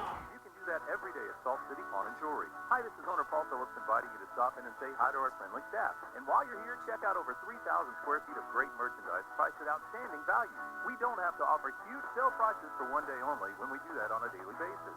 Save big over retail prices on firearms, electronics, guitars and amps, name brand tools, video games, jewelry, and more. See us at 916 4th and Hutch, just east of 4th and Severn. We're proud to be alumni and supporters of all Blue Dragon Athletics. Hutchinson Community College Sports on Radio is brought to you by the Sportscaster Club members, Barkley Plumbing, A&A Builders, Burning Chiropractic Center, Scott Mann and Mann Law Offices, Drs. Tim and Gina Ritter, along with Dr. Brian Strange of the Green Vision Group, Lowen Corporation, Mega Manufacturing, Portfolio Recovery Associates, Dr. Robert Epp of the Hutchinson Clinic, and by Sutton Kaufman Transmission Service. These Sportscaster Club members help support this radio broadcast and provide funds for HCC scholarships. Nothing says you love your home more than an updated kitchen or bathroom, and nothing gives you better value in the long run. Erickson Custom Building will develop your idea from dreams to delivery and keep in touch with you throughout the process. Erickson Custom Building is the builder you can trust. Their motto for over 10 years stays the same: for quality and follow-through that exceed expectations. Not your budget. Depend on Erickson Custom Building. Call them today for a free estimate. 620-585-2816.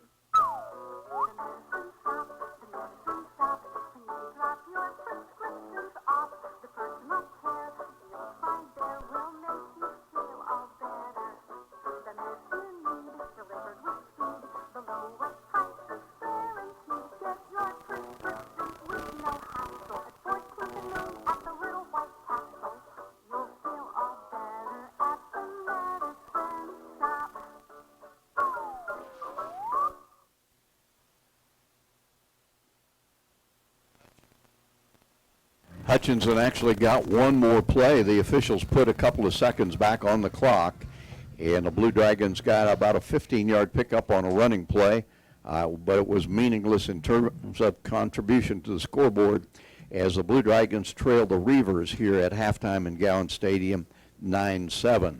It is time for the Medicine Shop first half game capsule. Medicine Shop, my pharmacy for a long, long time. And I've often thought about this. Do you sometimes get annoyed when you're told it'll be a half hour, an hour, or even more when you drop off your prescription at the big chain pharmacies? Well, it's time to make the move to the Medicine Shop. Locally owned and operated, the Medicine Shop is known for no hassle, quick, caring, professional service. They'll usually get your meds done in less than 10 minutes. Give them a try. You'll find the Medicine Shop in Midtown Hutchinson at 14th and Main. A 9-7 score would indicate a defensive struggle, and indeed that is exactly what it is. In the first half, Hutchinson mustered 8 first downs. Iowa Western had only 4. Iowa Western rushed for only 4 yards on 19 carries. How stout has that Dragon defense against the run been? Hutchinson, 26 rushes, 67 yards. 90 yards passing for Iowa Western in that first half. Blue Dragons had 31. Neither team getting to the 100-yard mark in terms of total offense in the first half.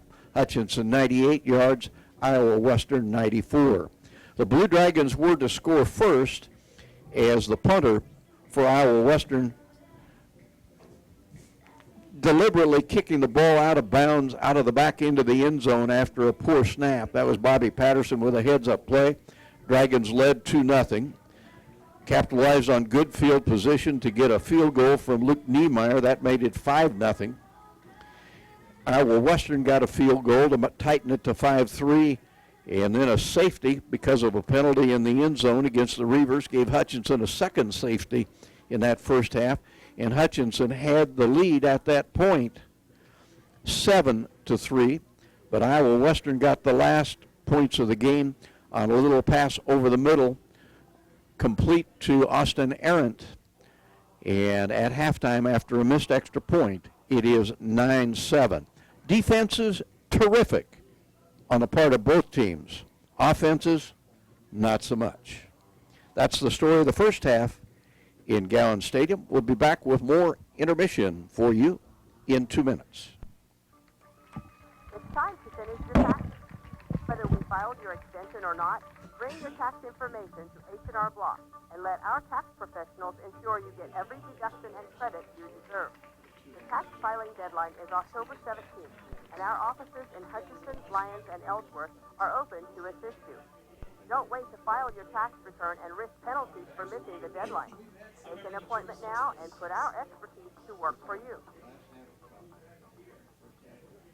No time to fix breakfast? Just call us 3100 and we'll have it ready for you. Choose from our selection of breakfast burritos, biscuits, or one of our 5 different breakfast plates. Breakfast from 7 to 10:30, Monday through Saturday. If you missed us for breakfast, we're here for lunch and dinner too. Pick up your favorite Mexican dinner or take some home for the family. We're open till 9. That's Anchor Away, drive-through, carry-out, and catering under the Water Tower at G & Adams in Hutchinson, 662-3100. We understand you can't plan ahead for an illness or injury, yet you'd really like same-day treatment. That's why Prairie Star offers walk-in clinic services with a responsive medical staff to care for you and your family.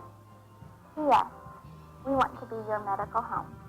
Welcome to Prairie Star Health Center and walk-in clinic, whether you have insurance or not. 30th at K61 in Hutchinson. The sights, sounds, and smells of the fair are in the air, and you know what that means. Here at Pools Plus, we have our fair sale going on now on all spas and grills. Pools Plus has been voted the #1 place to buy a hot tub for the 4th year in a row. You can visit the other places, but why waste your time? Come check out the Big Tent, Catty Corner from Lake Talbot at the Kansas State Fair. Pools Plus and Max Spas. Best deals going on now at the Kansas State Fair. Same great deals in store at 21 East 1st in downtown Hutchinson. Hi, everybody. Back at halftime right now. Blue Dragons trail by 2, 9-7. Strange first half of play. Rob Dreher's neither team really could get on track. Defense kind of showing the way, and some way the Dragon offense has got to get going. Well, a lot of it in the first half, it started out where the quarterback had some balls that were dropped by receivers, and then, you know, you lose confidence maybe a little bit. Then the line at times wasn't giving him time to throw, and then he just, quite frankly, has missed some throws. So you add it all up, I'm sure that'll be the talk by Ryan Rhodes and company at halftime, that defensively we have done everything that we can possibly do to win this game, and we have got to get some help from the other side of the ball. Special teams have been great. The Dragons' starting field position in this game has been as good as you will ever get. I mean, every possession, except for one, the Dragons were basically at midfield. Run down some other scores from the Jayhawk Conference today. Iowa Central at Dodge City. That was a noon start as well, and Dodge City leading Iowa Central 14-7 after one quarter. And that's a tweet that was about 40 minutes ago. So I'll try to catch a more updated one. And ours, of course, right here, 9-7 at halftime. And Dragons trying to get untracked as well. Some other games in the conference today. Coffeyville is at Ellsworth. That's on the road. That was a 1 o'clock kick. Highland at Garden City, a 1 o'clock kick. And Fort Scott at Independence. Fort Scott and Highland both improved over the years.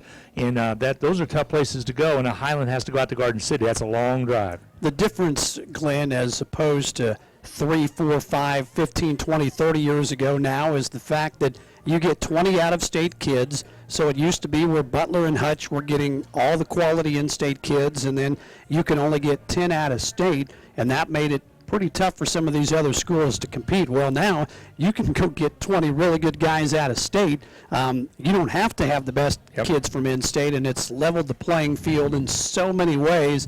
You better bring your A game every time you show up. If you missed the Butler score, that's because they have a bye week. They are off, and the Blue Dragons bye week is up and coming. That will be this coming Saturday. So Dragons Talk going to be on Tuesday night instead this next week? That's right. Ryan Rhodes and I will talk 6 to 6:30 Tuesday because of the holiday Monday. We won't have the coaches show there. Ryan nor I really were thrilled about on Labor Day. But, yeah, that'll be coming up next Tuesday on KWBW 1450 AM as BW will have the Royals game later on this afternoon. Of course, Country 102.9 right now with this broadcast. One thing I want to point out, on Wednesday night over at the Sports Arena, now folks that are itching to get in and see all the work that's been done at the Sports Arena, some folks saw it last Wednesday for volleyball as they swept Seward, but they've got Garden City coming to town this coming Wednesday. So mark your calendar, 6:30, and again you'll enter in on the southwest corner by the old pass gate to some extent to be able to get in, and you'll be able to see some of the renovations that's been taking place over the summer for the sports arena. So again, Patrick Hall's team is 4-2, 2-0 in the league race, and off to a nice start in the league race. They went to New Mexico and dropped a couple there, but they'll be in action coming up against Garden City this coming Wednesday night. Good team. Yeah, and things have gone well. Sammy Lane's soccer team off to a good start. Volleyballers off to a good start. Last night, a special event out at Fun Valley for cross-country men and women. Neat concept running with the lights out there. The Terry Masterson Classic. And it's just things are off to a good start. Dragons win their first game against Coffeyville on the road. And right now they're in the locker room trying to figure out how to win a very important game at home. Dragons last year, their worst performance here in Gowan Stadium with just one win, and we sure don't want to start the first game out here with a loss. 9-7 your score. Iowa Western with the points. They got the touchdown late in that second quarter, and then they kind of flirted with success the whole first half of play. Dragons defense playing outstanding. 9-7. Dragons trail it by 2. We're going to take a 1-minute timeout, Rob, and I'll run down some NCAA scores as football starting for the first weekend this week. We'll be back with more right after this. When I grow up, I want to be a piano player because my parents will be proud of me. When you were a kid, you were free to dream. I want to be an army. I like the idea of being a scientist. I also want to be a tooth fairy. At American Family Insurance, we believe now is when you should dream more than ever. For details, contact me, Sheila Metzger, at the Sheila Metzger Agency, LLC. Call 665-0400 or stop by 1210 North Main today. American Family Mutual Insurance Company and its affiliates, 6000 American Parkway, Madison, Wisconsin, 53783. This is Carter File, president of Hutchinson Community College. The proud tradition of Blue Dragon sports continues this fall. I encourage you to take advantage of the Blue Dragon All Sports ticket. For just $60, you can enjoy over 50 athletic events at Hutchinson Community College. Students K through 8 receive a reduced rate of just $40. These are general admission tickets to all Blue Dragon sports and includes football, volleyball, men's and women's basketball, baseball, and other selected events. Pick up yours today at area dealer store. We will see you at the next Blue Dragon event. All right, back at Gowan Stadium, halftime score is 9-7. Iowa Western on top of Hutchinson with still about 10 minutes to go here before the second half gets underway. From Big 12 action last night, K-State played, of course, Stanford on the road, and pretty good showing for the Wildcats, I thought. Never easy to go out and play on the road at Stanford. Christian McCaffrey, he'll be up for Heisman Trophy finalist awards probably again, 26-13.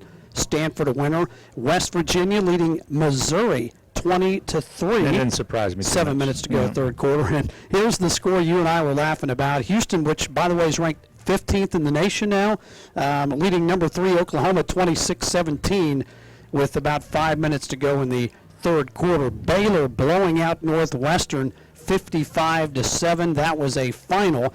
You have Oklahoma State playing Southeast Louisiana. 2:30 today. Iowa State, Northern Iowa play tonight at 7. TCU, South Dakota State play at 7. Texas Tech, Stephen Austin play at 7 o'clock. And Texas has a fun time playing number 10 Notre Dame tonight at 6:30. Exactly right. And I'll tell you what, we're going to have a special guest slide in here real quick. I'm always impressed when he does read his text messages to keep in track. How you doing, Coach Stang? I'm doing great, Glenn. How are you doing? Randy Stang, former AD, and now he's the head of the athletic activity department at Springfield USD in Springfield, Missouri. Keeping very, very busy. Good to see you. Good crowd on hand here. Nice afternoon game. What a great day for a football game, and what good game. Got a defensive battle going here. A really defensive battle. Looked like a baseball score for a while right there now. I heard you say that on the air. I was driving in.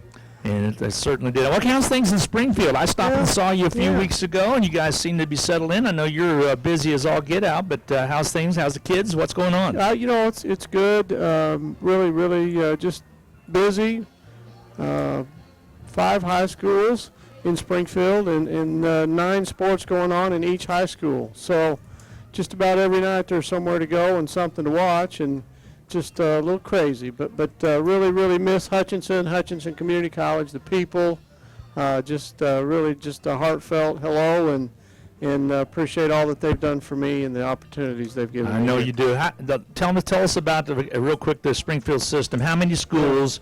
Basically, you're kind of like a conference commissioner to some extent. Yeah, really. And there's 5 high schools, and there are 9 middle schools, which we may call junior highs here in Hutchinson. There are 9 middle schools.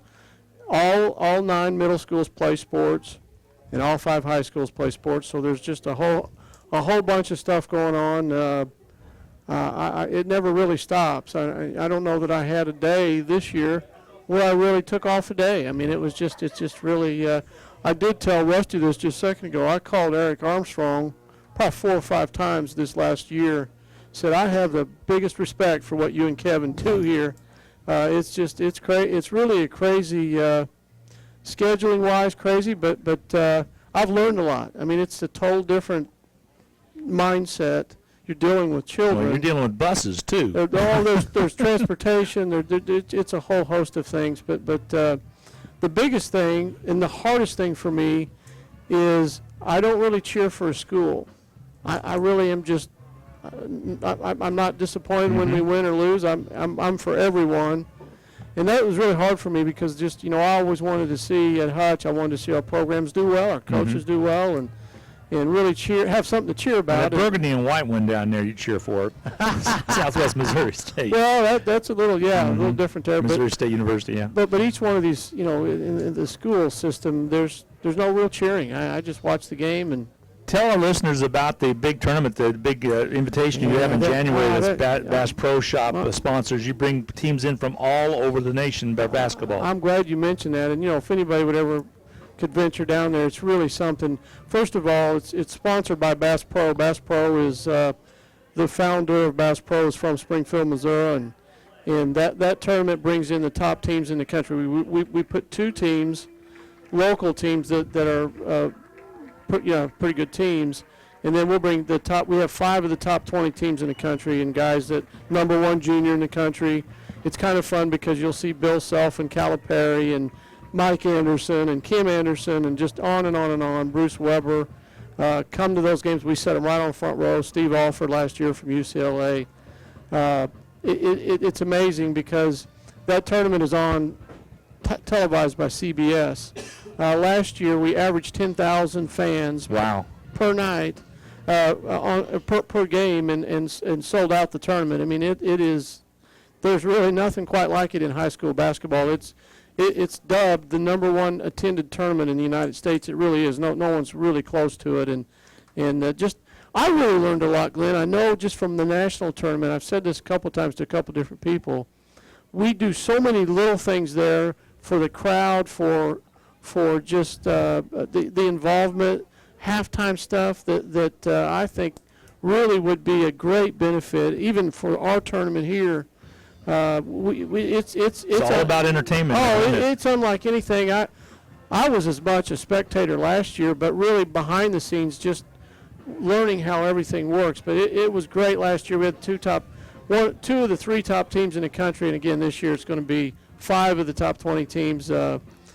Just should be some fun. And it's the weekend right before Martin Luther King Day, so it's mid part of January. That's right, 12th, 13th, and 14th, and love to have you come down. I know you'll be busy. I've been looking at my schedule, but I'd love to make it if I can. So a lot of folks make the trip down. How's the family? Yeah, everybody's great, and just enjoying the time back here and getting to see a few familiar faces, and just really miss Hutch, Glenn. Really miss just really appreciated what I had here in the friends and the opportunities that were here. Well, good to see you as always. Don't be a stranger. Come back and see us, okay? I will do that. Thank you so much. We're going to take a quick 2-minute timeout. Right now, the lead on the Iowa Western side, 9-7 at intermission. Second half coming just around the corner. We'll let Rob get settled, as well as Coach Hilston here in just a little bit. Again, Dragons trail by 2, 9-7 your score. We'll be back right after this 2-minute timeout. Are you caring for an elder parent or neighbor with physical limitations? It's difficult to get them in and out of a passenger vehicle, get them inside the building, and then go park your car. Reno County Area Transportation vehicles are designed to make this sort of travel easier on both of you. Let RCAT do the driving so you can concentrate on caregiving. Call 694-2913 for information. For quality in product and in service, choose your Train air conditioning system from E&M Plumbing. E&M can supply you with high-efficiency trade systems with the same high-quality installation you've come to expect from their long-time service experience. They'll answer any questions you have about the new high-efficiency train units with no obligation. Thinking air conditioning? Think E&M Plumbing Incorporated, 701 West 2nd, 662-1281. After all, it's hard to stop a train. Just as the Hutchinson Blue Dragons athletic stars tradition, so is the Anchor Inn in downtown Hutchinson. Whether you plan lunch or dinner or even take out for home, the Anchor Inn is a great family restaurant that you are sure to enjoy. Order off the great menu or take advantage of the Anchor Inn's awesome buffet. You'll make a great choice either way. The Anchor Inn is also a great spot to meet up with old friends and acquaintances because everyone goes to the Anchor. That's the Anchor Inn at 128 South Main in Hutchinson. Proud supporters of Hutchinson Athletic.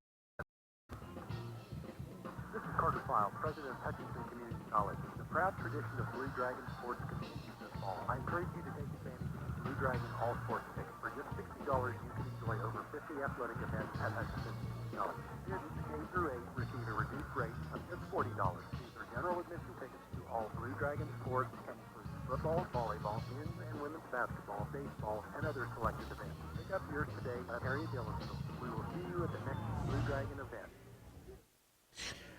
Well, halftime just about over at Gowan Stadium on this high noon football game, unusual in Hutchinson. Now, we've played the Iowa teams early in the day, and of course the bowl game late in the year is in the early portion of the afternoon, but the crowd, pretty nice crowd on a nice afternoon for football, and an entertaining game if you like defensive football, 9-7.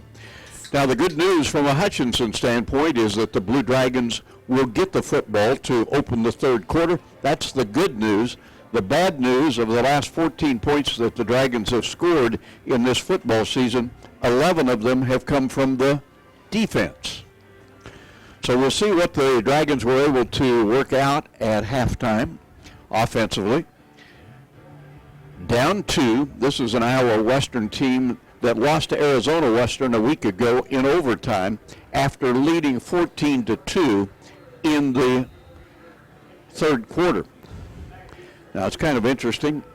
It's a Iowa Western team that has given up 3 safeties in 3 halves of football. That's pretty unusual. Very unusual. This is this simple. The wind at your back, you got to come out here in the third quarter and score. High kick, mishandled, and as a result, there'll be no return by Viante.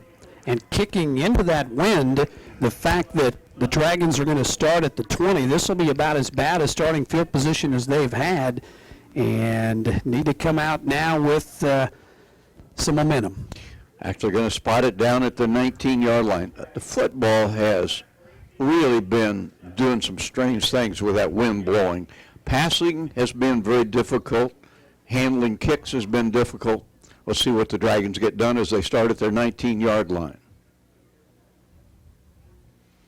And they'll start with a run. It's Trey King to the outside, tripped up as he crosses the 20-yard line. Nice defensive play made by number 31 for Iowa Western. That's Chris Brown, pickup of a yard. 14th carry now for King, been the workhorse, but yards have been very tough to come by on the ground, just to pick up a couple. Neither team even close to 100 yards rushing. Matter of fact, only 4 yards on the ground for the Reavers in the first half, but they lead at 9-7. Second down, 9. James wants to throw, has time, unloads over the middle, and incomplete, and that'll be a targeting hit on Blue Dragon receiver. That's going to be a personal foul on the first down for the Blue Dragons. Yep, that's Giselle Parr, the former Hutchinson High School player, and right now Coach Rhodes out on the field, and he's making sure his player's okay, and he is hot, but that's going to be a 15-yard penalty, and Hutchinson is going to get some good field position after that. And to make matters worse, after making the uncalled for hit, the Reaver player celebrated. 9th penalty when the officials give us the personal foul penalty, which they're doing right now. 9 penalties for over 50 yards. So the walk-off will get the Blue Dragons some field position. And field position, frankly, from a Hutchinson standpoint, hasn't been the problem. They've had good field position most of the afternoon, but they have produced just 1 field goal offensively. Do have a couple of safeties from their defensive unit. And Ryan Rhodes is working the field judge official. I don't know what he's upset about, but he wanted he maybe to eject. That might be. And now this one is blown dead. And the Dragons, I believe, will be penalized here for illegal procedure. Well, false start for the Dragons. They have done a good job of limiting penalties, just their third of the game for 25 yards, but this is going to back them up a little bit and make it a first down and 15. Somebody jokingly said out in the hallway, even a 5.5 earthquake was not enough to awaken the offenses in this game. No, but it sure did the defenses. It did indeed. James pumping. Flag flies. That'll probably be a hold, and then he is hauled down. That was just a question of no receiver open because James had an eternity to try to find somebody to throw to. Got to have a little alarm in your head as a quarterback as to when to get rid of the ball. Offensive line can only hold up for so long, and you've either got to tuck it and run or you've got to throw it away, and I think it's something he's going to learn as he continues to get snaps, but that right there is putting a lot on your offensive line. And it is indeed a hold on the Dragons, and what was a promising result after a 15-yard penalty on the Reavers has now been nullified by 15 yards and penalties on the Dragons, who look at a first down and 25. Well, getting 10 yards for the offense in the first half was almost impossible. Now you're looking at a second down and 30. Only 4 first downs for Iowa Western in the first half. Dragons had 8. James trying to find somebody to throw to, can't, and he is grabbed by the ankle and toppled at the 20-yard line. Quarterback a little shaken up on that play, guys. He went down gingerly, and he limps back to the huddle, Glenn, right in front of you. So it'll be second down, still 25 yards to go. He's still limping, guys, so we're going to see if he can go or not. Might want to get somebody else throwing a football back here. Well, the backup Dragon quarterback, starting to think about it. Dragons go to the run. You don't have much of a call to make here. running play takes Hutchinson out to about the 25-yard line. Once again, King getting the carry. He has been the workhorse, 15 carries now, and yet to even get 40 yards of rushing. Chaz Capps is the backup Hutchinson quarterback. Third down, still 21 yards to go for Hutchinson. And you don't want to force a mistake here. Dragons have the wind at their back, so a good punt would probably get them out of this end of the field. But the Hutchinson offense needs to produce something promising. There's a high throw, way too high for the intended receiver for the Blue Dragons, Tyler Harris. James is hurting, guys. Yeah, he is just not putting a lot of pressure on that ankle, and somebody's got to take note of that. And he's going to limp over to the table.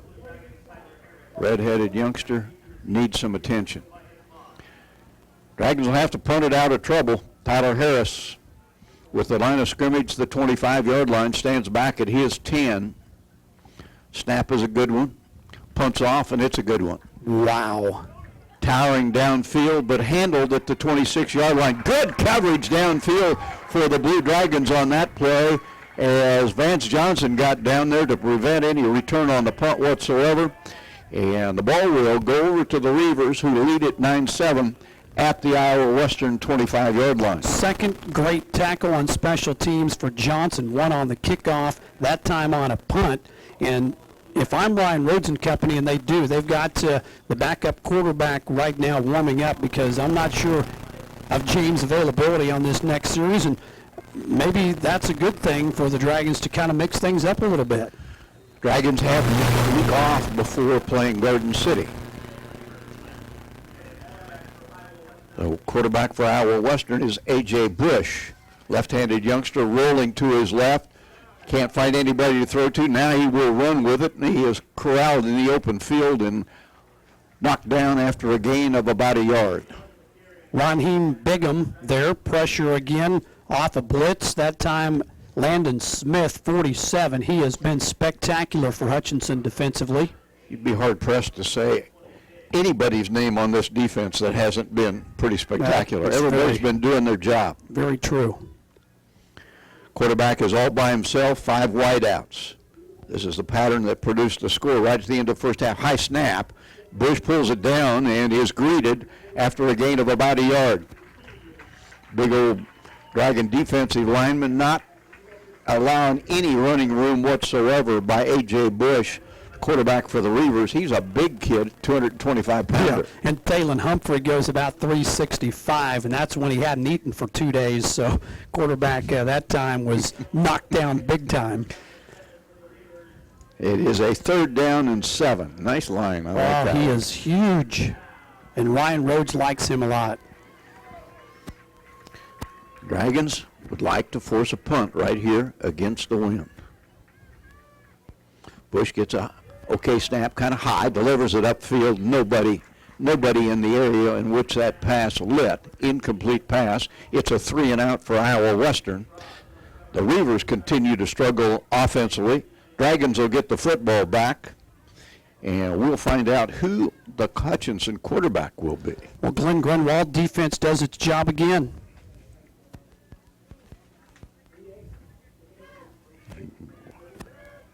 Glenn right now out of mic range, evidently. It is a 4th down and 7. Dragons need something explosive to happen. Maybe Adrian Cross can get a return on a kickoff here, or on a punt. Punts off, barely. Not going to be any return on this one. Takes a backward bounce, and before it can be downed, it's backing up to the 50-yard line. So the Dragons again with terrific field position. Well, Hutchinson going to start at midfield. We're going to see another quarterback, Rusty, because the starting quarterback right now, number 7, Chris James, is on the trainer's table. He's got his shoe off. I think he's got an ankle problem of some sort. Whether he returns or not, we don't know. But right now the Dragons will trot out a new quarterback in Chaz Capps. And Chaz Capps, young man who played at Wichita West a year ago. Just a freshman. Takes a snap, hands off, and the Dragons can't find any space, get back to the line of scrimmage, maybe a yard for Otis Williams. Both these teams' front sevens are good enough to where it is almost impossible to gain a living and make a living running the football. Quarterback's going to have to make some plays through the air game, and up to this point, Dragons haven't been able to do it. Second down, basically 10. Again, they go to Williams, and Williams finds room to the 45. That's a gain of 4, but leaves once again a 3rd down and 5. And all afternoon, the Dragons have looked at 3rd down and 8, 3rd down and 7, 3rd down and 5. Always 3rd down, never comfortable.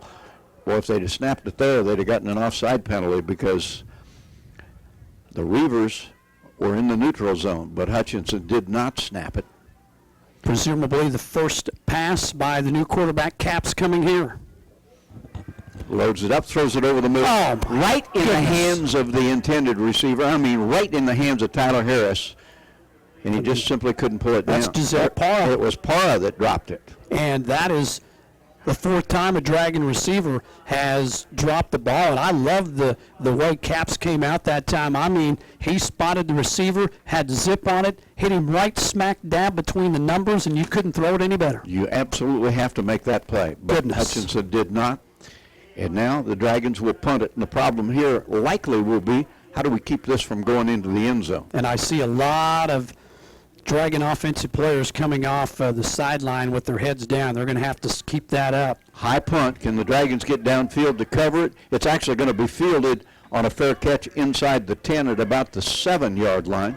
So again, totally undesirable field position for Iowa Western. Blue Dragon offense not getting anything done. Blue Dragon defense has been terrific. Hutchinson, though, trails in the game 9-7.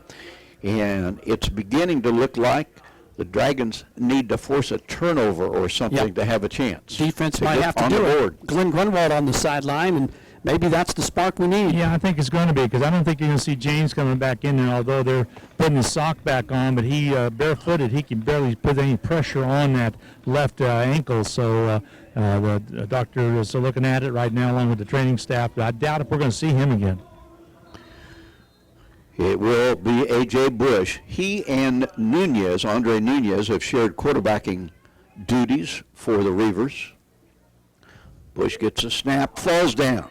Wasn't touched, but it doesn't matter in the college game. In the pro game, he could get up and run with it, but not in college. His knee touched at the 3. That's big for the Dragons. That's going to be a loss of about 5 yards. Hey, guys, we've already gotten 2 safeties. We could tie it with a 3rd safety. It might take 4 safeties to win this game. It is a 2nd down and 15. And Hutchinson fans thinking turnover. And the Dragons get the safety in the end zone. A handoff came in the end zone. Dragons smashing their way in there. That has to be a school record for safeties in a game. Have Carp over there scratching his head, I bet. And that is J.J. Holmes. I'm going to try to find out from Mr. Carpenter. I don't know how you'd research that. Yeah, that's true. I can say I've been doing junior college football games for 48 years. I've never seen 3 safeties in the same game. They started junior college the year you started broadcasting, so I'm going with that, Rusty. It hasn't happened in Hutchinson before, I'll tell you that. That is crazy. We just talked about it, and you said, how about a safety? And there it was. 9-9. Now, if somebody told you the game was tied at 9-9, you'd say, well, the kickers are having a big day. 3 field goals for each team. Nope. The defenses are having a big day. And now, for the Blue Dragons' last 16 points, 13 have been scored by the defense. And again, on the safety, and this is the best news from a Hutchinson standpoint, free kick coming for Iowa Western. It'll be against the wind, and the offense should get outstanding field position again. I'm excited to see what Chaz Caps can do. Sometimes you're awarded opportunities, and whether you take advantage of them or not, as the football falls off the tee right before we get set for the kickoff because of the wind, do you seize them? And right now, it's an opportunity for Chaz Caps to come out and lead this Dragon offense down for a score. The kick will come from placement. Hutchinson should get this somewhere close, I would think, to midfield. We'll see. Kick comes against the wind with the game tied at 9. Pretty good kick. Comes down at the Hutchinson 39-yard line, handled there, and a nice return back to midfield. Now Trey King on the return. So the Dragons will start for the second possession in a row, Glenn, at the midfield stripe. Exactly. I got Mr. Holmes right here. What'd you see on down there, JJ? You know, they pulled the glass. I just penetrated, made a big play. Big play, you say. You tied it up at 9. Good job. Yes, sir. That's JJ Holmes, guys. Yeah, great job. Pulled the guard, and when you pull the guard and there's nobody in front of you, even a big guy there sees the quarterback, and he ate the quarterback for lunch on that play.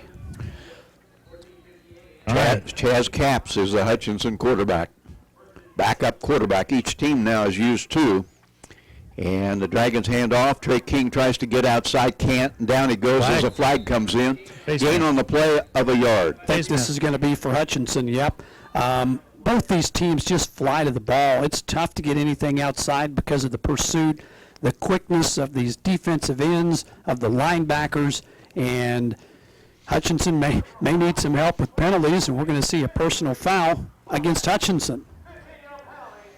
Yeah, I thought maybe I saw a face mask, but they saw that, and that's what they called the flag. I didn't see a face mask, but I was hoping that there might have been something else. So Hutchinson compounding its problems with a 15-yard walk-off. And backup quarterback coming on, and the ball will be backed up to the Hutchinson 35-yard line.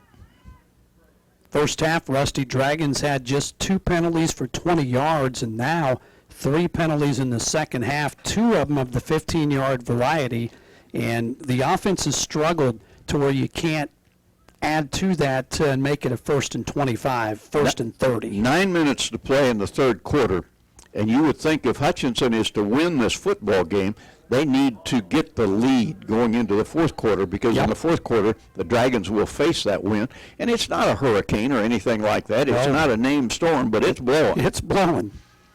Capps with a lot of time now starts to run out of it, and he's going to throw it away. That is a great job. That young man right there, the presence as a freshman to step on the field with one of those quick DNs coming around from the backside, felt the pressure. Don't try to force a ball. Try to be a hero. Throw it out of bounds. You got another play, and that's a terrific job. And Lewis Brown was hot in pursuit. Second down, about 25 yards to go for the Blue Dragons. 8:54 remaining in the third quarter. 9-9 contest. Both these teams with a pair of outstanding defensive ends that are lightning quick. Capps takes the snap, throws it over the middle. Caught! Nice throw, and the Dragons get it out to the 48-yard line. That time hanging on was Tyler Harris. He's dropped a couple. That one he hangs on to, and the Dragons get a little bit of field position back. And they are quickly back at the line of scrimmage with a more manageable 3rd down and 10. What I've noticed with Capps is he identifies the route, the receiver quickly, makes decisions a lot faster than the previous quarterback, and the Dragons in business now, at least 3rd and manageable. Trips to the right side, Capps in the pocket, and this time the throw is not a good one, and the Dragons will again have to punt. Miscommunication that time. Quarterback thought receiver was going one way and went the other, and it's punt time. Both of the punters, for the Blue Dragons and for the Reavers, they may want to put in for overtime for their duties this afternoon. They've earned it. Getting a lot of opportunities to boot that football. Wind at the back of Tyler Harris for the Dragons. Love to see a miffed catch here, and maybe the Dragons catch a break. And terrible snap. But it comes bouncing right back to Harris, and he gets off a pretty punt. Fair catch made at the 15-yard line for Iowa Western by Tobias Moss. And it is there that the Reavers will start a 9-9 contest. And we are getting close to the middle of the third quarter. Glenn Grunwald along with Rob Dreher and Rusty Hills. Glad to have you along this afternoon. 9-9 tie, middle of the third quarter, 8:12 to go. Rob, you mentioned opportunities for Mr. Capps. You go back in time, young Ryan Munyon a couple years ago, and then Cody Cook a few years ago came in off the bench to lead the Dragons. Frank Sire? Yeah, and Frankie Sire did a great job. So it is a first down actually at the 16. A.J. Bush continues to quarterback the Reavers. And Bush loads it up, delivers it high, but a catch made at the 19-yard line and toppled at the 20 is McGriff. It will be a gain of about 4. Michael Witherspoon, he has been really good from his corner spot all game. This secondary is very sound for Hutchinson as they sub in players, try to stay fresh in a 2nd and 6 coming up. Bush with a single back with him. 2 wideouts left, 1 right. Dragons threatening blitz. One of the best blitzers in this game, Landon Smith, 47. He's had a monster game.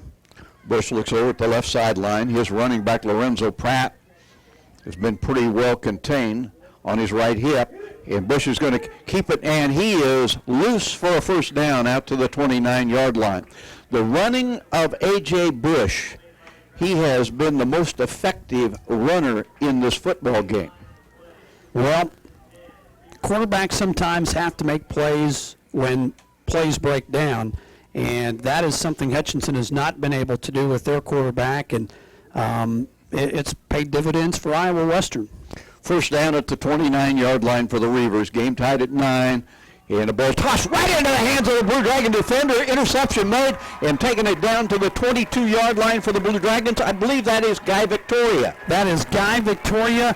Drop back in zone coverage. Quarterback never read it, and that is as easy a pick as you'll ever have. And the Dragon defense, once again, comes up with a huge play, Glenn Grunwald. Yeah, he's right there. You read it just exactly as you just described it. He just stepped back. He took a couple steps to his right. Ball was thrown right at him, and he was able to make the catch, picked up a few yards, so Dragons in business now. You know, you play man-to-man, and then sometimes you switch up the coverage, and a guy's playing a particular area, and he dropped back. Quarterback didn't see it, didn't even know it was coming, and right call, right time. Chaz Capps is the Hutchinson quarterback at the 23-yard line of the Reavers. Capps starting to run out of time, being chased, and he's dumped way back behind the line of scrimmage. That is a sack that the Blue Dragons cannot take. But that is not on the quarterback. He did not even have time to even think about throwing it away. The Dragon offensive line up front has got to man up and at least give your quarterback time to survey the field for a second. What a job by the defense of the Reavers. A 9-yard sack when the Dragons got it on a turnover at the 23-yard line. Blitz. Capps under pressure, chased. This one he does throw away. And Capps right now just simply not getting any time. Iowa Western wanting Downing. I'm not sure they're going to hit the call. He was outside of the pocket. There is no way that should be a penalty flag. It is not. But the quarterback, again, running for his life. Blitz coming from Iowa Western. The sack on first down likely took the Dragons out of field goal range. Probably 2-down territory here, guys, to get 17 yards. From the 31-yard line again, blitz being threatened. And why not? New quarterback in there. They're going to come after him. You got to go to your hot read. It's going to change the play at the line of scrimmage. Play clock still with a dozen on it. Pressure comes, and he is hit. Delivers it to Harris over the middle. Harris with the catch takes it down to the 19-yard line, and now the Dragons, although shy of the first down, likely back in field goal range. What a job by Capps to deliver that right in the face of being belted. And Ryan Rhodes, without hesitation, sends the field goal unit out. I think it's the right decision. This is a game where points are incredibly tough to come by. If you're able to get a 3-point lead here the way your defense is playing, who knows? They'll put it down at the 27-yard line. Angle from the right side, wind at the back for Luke Niemeyer, a 37-yard field goal attempt for the lead. The kick is up. It is long enough. Is it good enough? It is. Wow. And the Dragons lead at 12-9. So the turnover gives Hutchinson the opportunity to regain the advantage. 12-9, a game in which there has been just one touchdown scored. We'll have more of it for you in half a minute. Have you ever been unable to drive due to a short-term injury like a broken bone or some prescription medication? What you may not know is that under those circumstances, you could be granted temporary access to Reno County Area Specialized Transportation Services. Our CAT is first come, first served, safe, affordable public transportation that's here to help. Call 694-2913 for information. Well, Well, welcome back to Gowan Stadium. Our score is 12-9. Dragons kick a field goal to take a lead, getting a safety on the prior possession with 6:21 to go in the third quarter. And this game, Glenn Grunwald has been all by the defense. Well, yeah, it really has. And Dion, the defensive coordinator, is really chanting to his special teams team that they have got to pin them deep. With this wind to the back, the Dragons have got to keep the Reavers intact down there inside that 10 or 15-yard line. Good point. Hutchinson with the first lead of the second half. Well, Glenn's sideline reports brought to you by Jackson Meats and Cahoon Kinesiology as we get set for the kickoff here, and Hutchinson now enjoying a 3-point lead. Yeah, Ty Cohen, a former All-American right here at ACC from Dodge City, went on to KU and came back and started practice here. Got a good thing going. Sure does. Ball falls off of the tee. They'll re-tee it up. And Luke Niemeyer, who just gave the Dragons the edge, will try to kick it into the end zone if he can. Kick is not going to reach that. It is fielded at the 11-yard line. And Dragons trying to trap it, doing a nice job. Great containment on the kick return. And down at the 13-yard line goes Lorenzo Pratt. Adrian Cross not only getting it done defensively, but getting it done on special teams. And Cross is a great player. The Blue Dragons scored 5 in the first quarter. Yeah. Now 5 here in the third quarter. That's right. You know what the common denominator is, Rusty? They've had the wind at their back. Yep. And you have got to take advantage of it while you can. They've got 6 more minutes of 3 and out here. Get the ball back and try to tack on another score. Dragon defense, particularly against the run, has been very, very good. And now give to a new running back, but the result is the same. Flag. Nowhere for Marcus Hallback to go as he runs laterally. Flag is dropped. We'll check the flag out. Luke Niemeyer with me. Nice kick, Luke. Hey, thank you. Got a good one in there. Wind messing with you today? Not really. It's just helping. You did a good job of getting that one in and giving us the lead. All right, thank you. Kind of shot a knuckleball through there, guys. Here's the penalty. It's against the Dragons.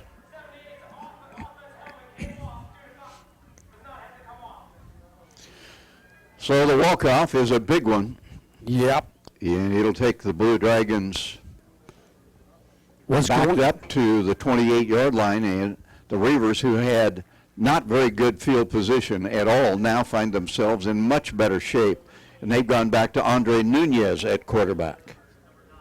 Nunez loads it up, throws it upfield, caught, and maybe a touchdown-saving tackle made at the 41-yard line, as Goulbourne, had he eluded the defensive back there, might still be running. It's Adrian Cross who made a great one-on-one tackle, and you're right. Had he missed that, nobody back there for help. So one first down by penalty, another by pass, and all of a sudden the Reavers out of field position problems at their own 41-yard line. Nunez hands off, and a running play. Quinn That's Head. absolutely nothing. Again, it's Marcus Hallback. Quinn Head with the tackle. Nice to see him back in there. He was Yeah. shaken up earlier. Came out on that play back at the end zone. First half of play. Second down, 9. Reavers right now, they just want to run as much of the time off of this clock as they can because they realize they'll have the wind at their back in the fourth quarter. Nunez has played about half the game. Dragons showing blitz. We'll see if they check out of that. Trips to the right side for Nunez. And they do. They'll reset their defense. Nunez gets a high snap, runs the quarterback draw, and gets knocked down from behind, but managed to get to the 45-yard line. So a positive gain of 3 and a third down and 6. 3rd and 6, 3rd and 7, 3rd and 5. That's been the problem for both of these teams all game long. Because of fantastic defensive play by both teams. And this is a pretty big stop for the Dragon defense here. You want to force a punt inside their territory. Nunez throws upfield, almost threw a pick. Incomplete pass. Asher Goldston would have had his second in as many weeks, and he knows it, but that's okay. Hutchinson forces a punt, and the Dragon defense does its job like they've done this entire game. would be nice to maybe get a little spark from a returner here, and that returner this go-round will be Adrian Cross, who does it all. Yeah, he's kind of the go-to guy right now. Defensive back. Brother was a longtime coach here, as well as a quarterback for Coach Rhodes when he was at Fort Scott. And that was Coach Cross, who's moved on to a high school in Georgia. Bobby Patterson is a punter, gets an okay snap, gets off a high kick. The wind will grab that, and it'll bounce sideways and go out of bounds at the 31-yard line. It is there that Hutchinson will begin, leading 12-9, 4:17 left in the third quarter. 4 minutes, 17 seconds left for the Dragons to have the wind at their back. Never thought when this game started that the wind was going to be that much of a factor, but it's proven to be that the scores in this game. You know, it's not a huge wind, certainly not by Kansas standards. 15, 20 mile an hour, Glenn? Yeah, 21 with gusts. That flag's now straight out of the south, so it's shifted a little bit since the start of the ball game. Chaz Capps, backup quarterback in there, being chased, throws it upfield, it's dropped at the 35-yard line. Receiver had it in his hands but couldn't hang on to it. For Hutchinson, it was Josh Reynolds.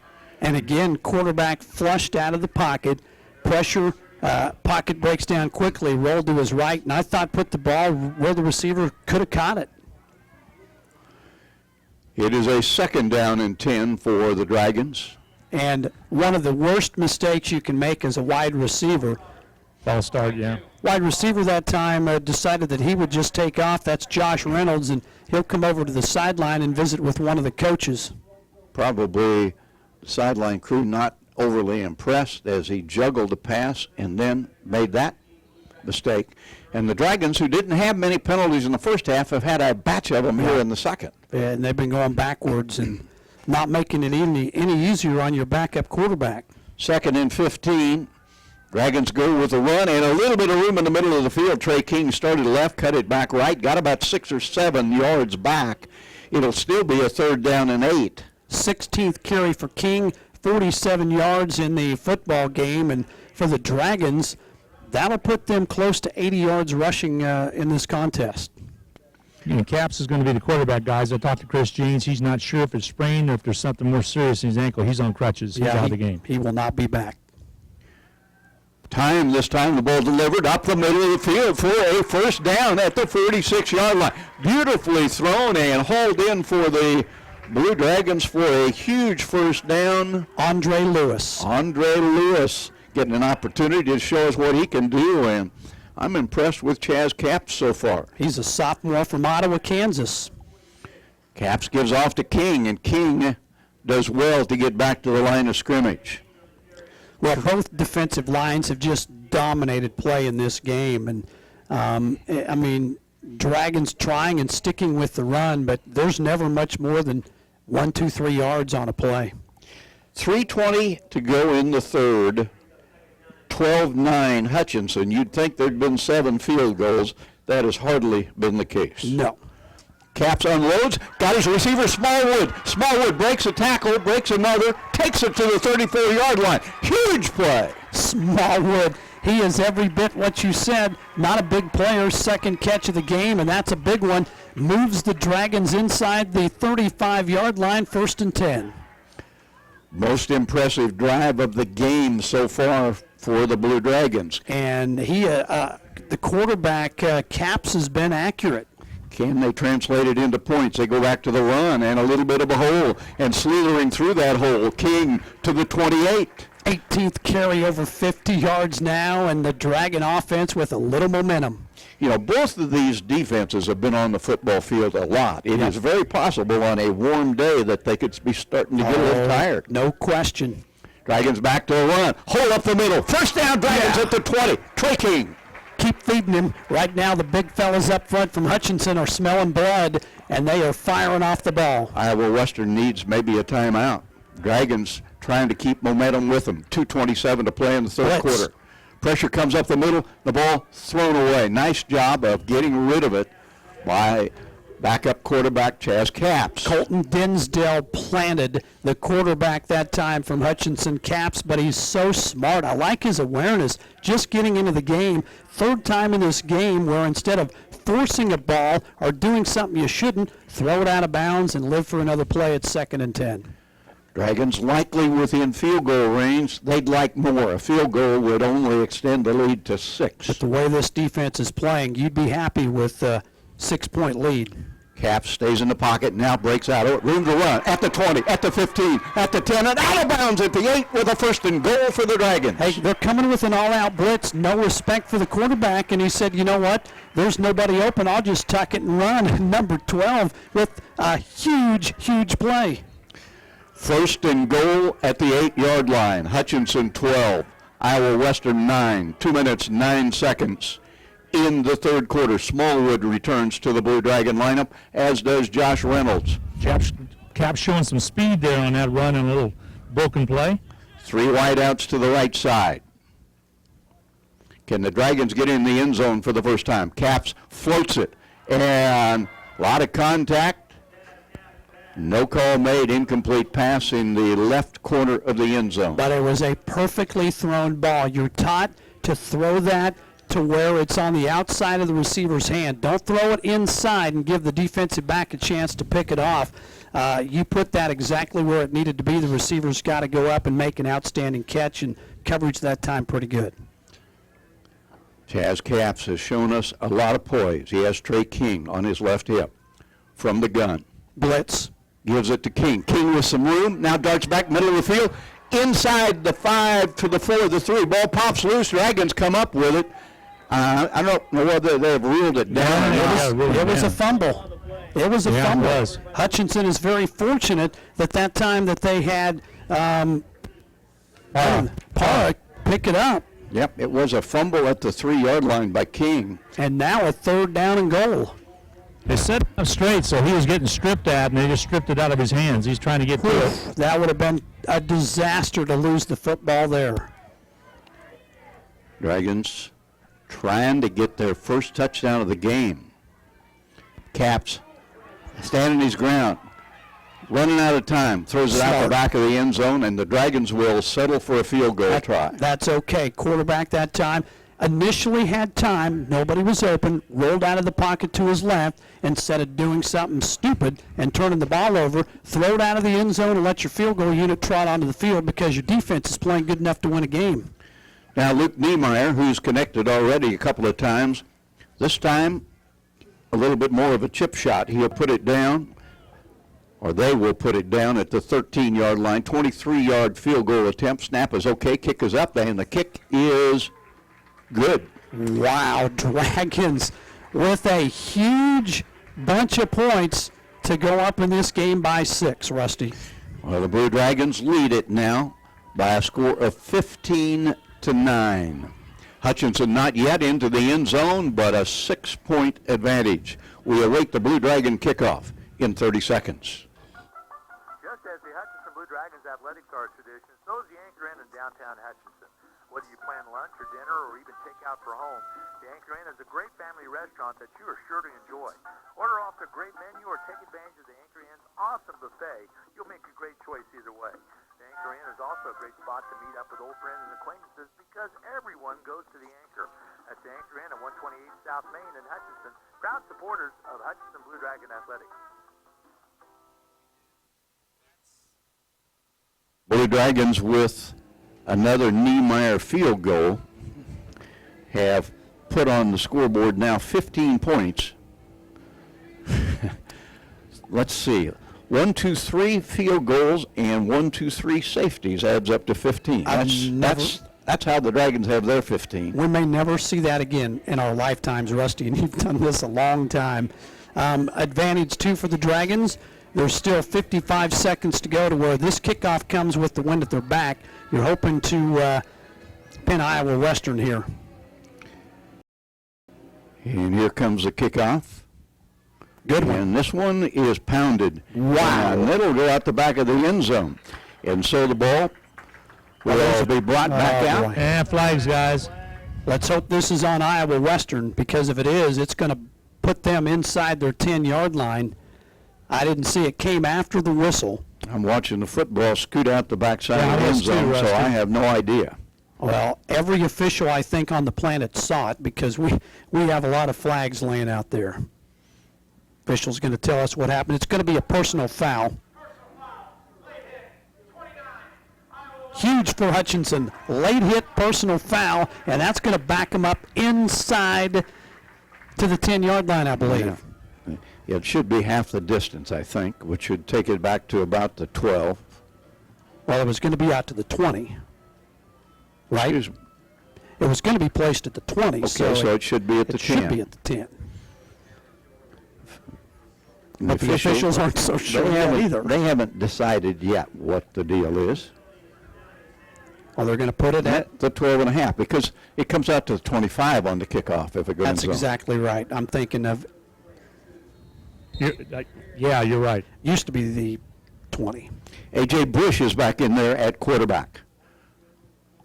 And he'll run it, and he's been effective. He breaks to the outside, and he's got some yards still on his feet, run out of bounds, but he has almost a first down, might have a first down across the 20, and they will give him a first down at the 23-yard line. He is their more effective runner. Yeah, he really is. He is the best runner on this team, certainly on this Saturday afternoon.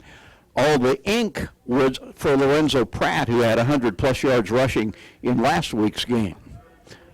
But he has been shut down almost totally by Hutchinson. Dragons got to continue to keep the pressure on. You've built a lead. Fake handoff, and this time, one time too many to the well for A.J. Bush, and he is deposited on his derriere for a loss of about 4. 47, Landon Smith, Glenn. That guy, when we do the coaches show on Tuesday, at this point, if he is not the defensive player of the game, then it's going to take somebody being spectacular in the fourth quarter of this one to get it. That's going to be the last snap of the third quarter. 3 in the books from Gowan Stadium. The Blue Dragons 15, the Reavers of Iowa Western 9 in the fourth quarter in front of a nice crowd just 60 seconds away. For quality in product and in service, choose your Trane air conditioning system from E&M Plumbing. E&M can supply you with high-efficiency trade systems with the same high-quality installation you've come to expect from their long-time service experience. They'll answer any questions you have about the new high-efficiency Trane units with no obligation. Thinking air conditioning? Think E&M Plumbing Incorporated, 701 West 2nd, 662-1281. After all, it's hard to stop a train. Just as the Hutchinson Blue Dragons athletics are a tradition, so is the Anchor Inn in downtown Hutchinson. Whether you plan lunch or dinner or even take out for home, the Anchor Inn is a great family restaurant that you are sure to enjoy. Order off a great menu or take advantage of the Anchor Inn's awesome buffet. You'll make a great choice either way. The Anchor Inn is also a great spot to meet up with old friends and acquaintances because everyone goes to the Anchor. That's the Anchor Inn at 128 South Main in Hutchinson, proud supporters of Hutchinson Blue Dragon Athletics. Well, can the Blue Dragons protect a 6-point advantage over the final 15 minutes of regulation play? We shall see. The Reavers will have the wind at their back here in the fourth quarter, which starts with Iowa Western looking at a 2nd and 13 at its own 19-yard line. And, Rusty, I think all the scoring in this game has come with teams having the wind at their back. Again, a running play, and again effective. A.J. Bush got back out to the 25-yard line. That's a gain of 7, but it'll still be 3rd and long. Asher Goldston made a really good open field tackle that looked like that was going to go for a little bit more than it did, and still a 3rd down and 7. So far, that has almost been the only offense. They completed the 1 touchdown pass on a little crossing pattern over the middle. 3rd down 7. Crowd trying to fire up the Dragons.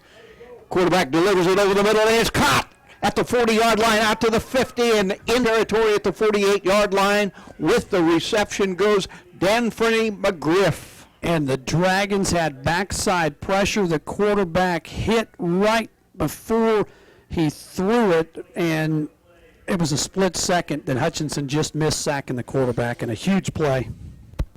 First down at the Hutchinson 48-yard line. Bush wants to throw, puts it up for grabs, and incomplete. Receiver fell down at the 30-yard line. Incomplete pass, second down 10 at the Hutchinson 48. Dragons leading the Reavers. Hutchinson leading Iowa Western by a score of 15-9. Gabe Richardson and Nick Dawson were in the quarterback's face again as he threw that one, and he was thrown to the ground hard. Yeah, Nick new to that position. He moved him from linebacker, defensive tackle. He gives up some size, Rob, but he's got some speed. He showed it on that play. Another opportunity for the quarterback to run, finds a hole, gets through it, picks up 4 to the 44. Coming Flag. back, number 47 again. He just seems to be everywhere. Landon Smith was going to make that tackle, and he was held without question.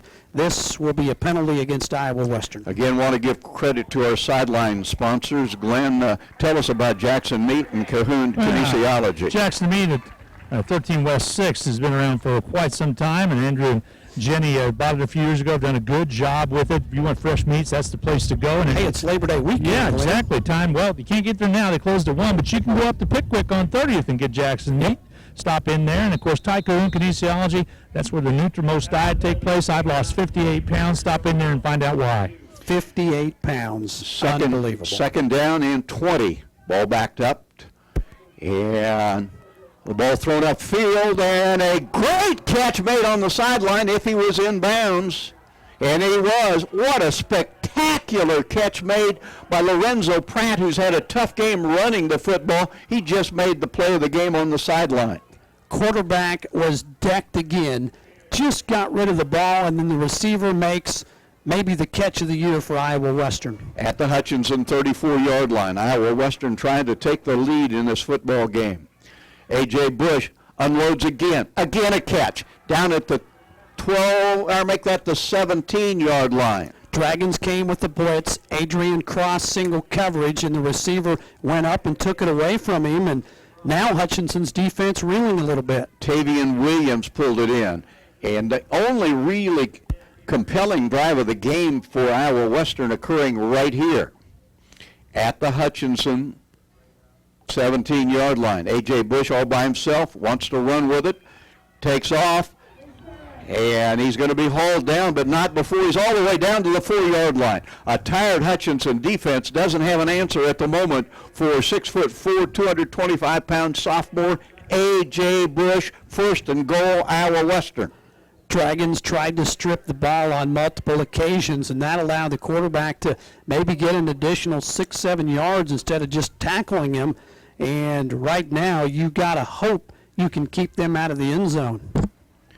It'll be tough from the 4-yard line. Bush has a running back beside him, and a whistle before the play gets underway. It's going to be a false start. I think so, too. That will help. That'll back it out close to the 10-yard line. It'll still be first and goal. A lot of penalties against Iowa Western. They have 12 penalties in the game for over 85 yards, and that one right there helps Hutchinson a lot. First and goal at the 9. 12:45 to play. 15-9.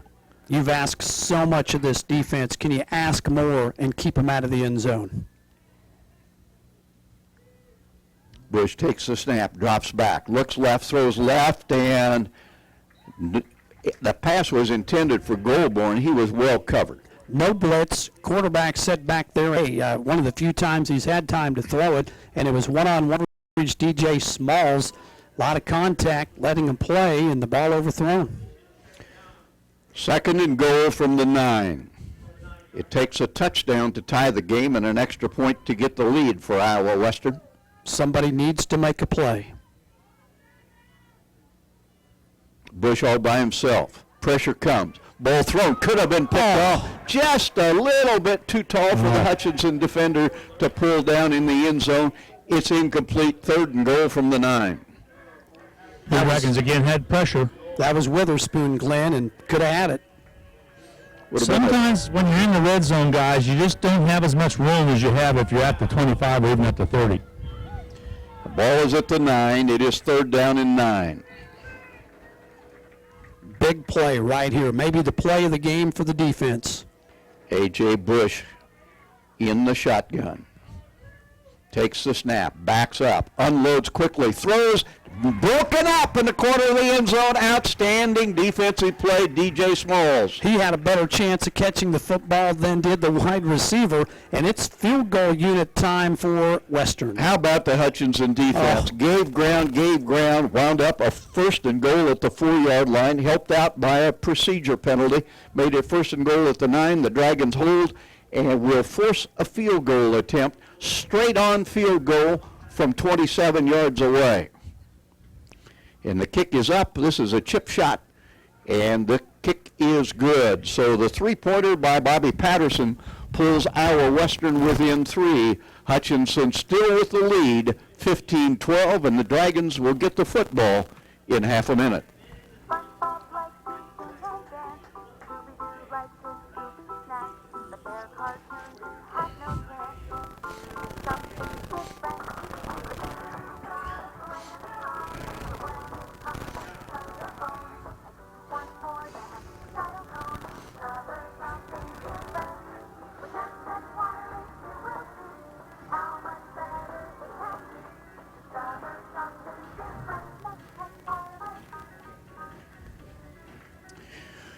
Well, at some point in the game, would Scott Strohmeyer think about an onside kick? His offense has struggled moving the football, but the Blue Dragons haven't been able to move the ball with any effectiveness. I doubt that's the thought of the Iowa Western coach. Wind at the back of the Reavers, or no? Rusty, I'm going to say this, watching this Dragon defense, it's as good and sound a unit as I've seen in the last couple of years. We've had some problems with our defense breakdowns and some issues here the last several years, but they are very, very sound.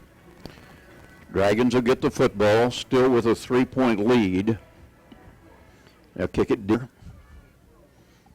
We'll go into the end zone, out the back of the end zone, and that'll bring it out to the 25-yard line.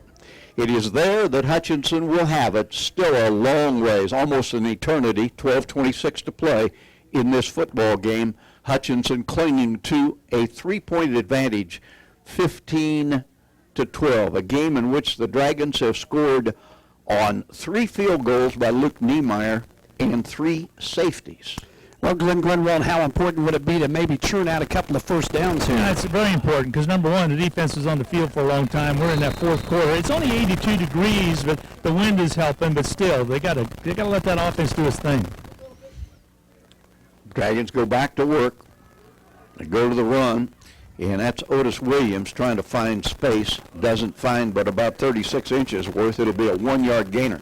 8th carry, 30 yards in the game. The workhorse in this game has been Trey King, 20 carries, 64 yards. And I'm telling you, every yard on the ground has been earned against this Western defense. 2nd and long. Backup quarterback for the Blue Dragons, Chaz Capps. Hands off, and Otis Williams again can't find a whole lot of space. Got back to the line of scrimmage, maybe a yard. That time. 3rd and a bunch. Tried to pull Dominic Taylor off the line. He's a freshman from Georgia and just couldn't get on his block and seal the outside. It's been tough to get outside. Another one of those 3rd down 7, 8, 9s we've had all game. A game in which there have been very few big plays. The Dragons need one to get out of this end of the field. Caps with time, now rolling to his left, now being chased, and will run out of bounds at the 30-yard line. The Dragons will have punt.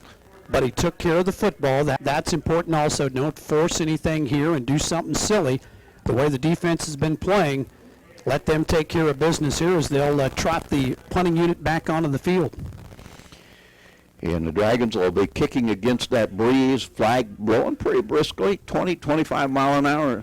Punts of 30 yards in this direction have been not very.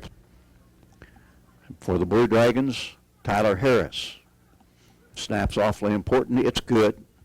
Harris gets off the punt. It is low. Pretty good punt across the 50 and down by the Blue Dragons at about the 40-yard line of the Reavers. Maybe about the 38. So the Reavers, down by 3, have the ball back, wind at their back. And the situation now is the Dragons are going against that wind, and field position isn't playing in their favor. You can flip field position here if you could get a 3 and out and maybe try to reestablish some of that field position, but the Dragons need something right here right away and see if they can't get the ball back to their offense. Well, their defense all game long.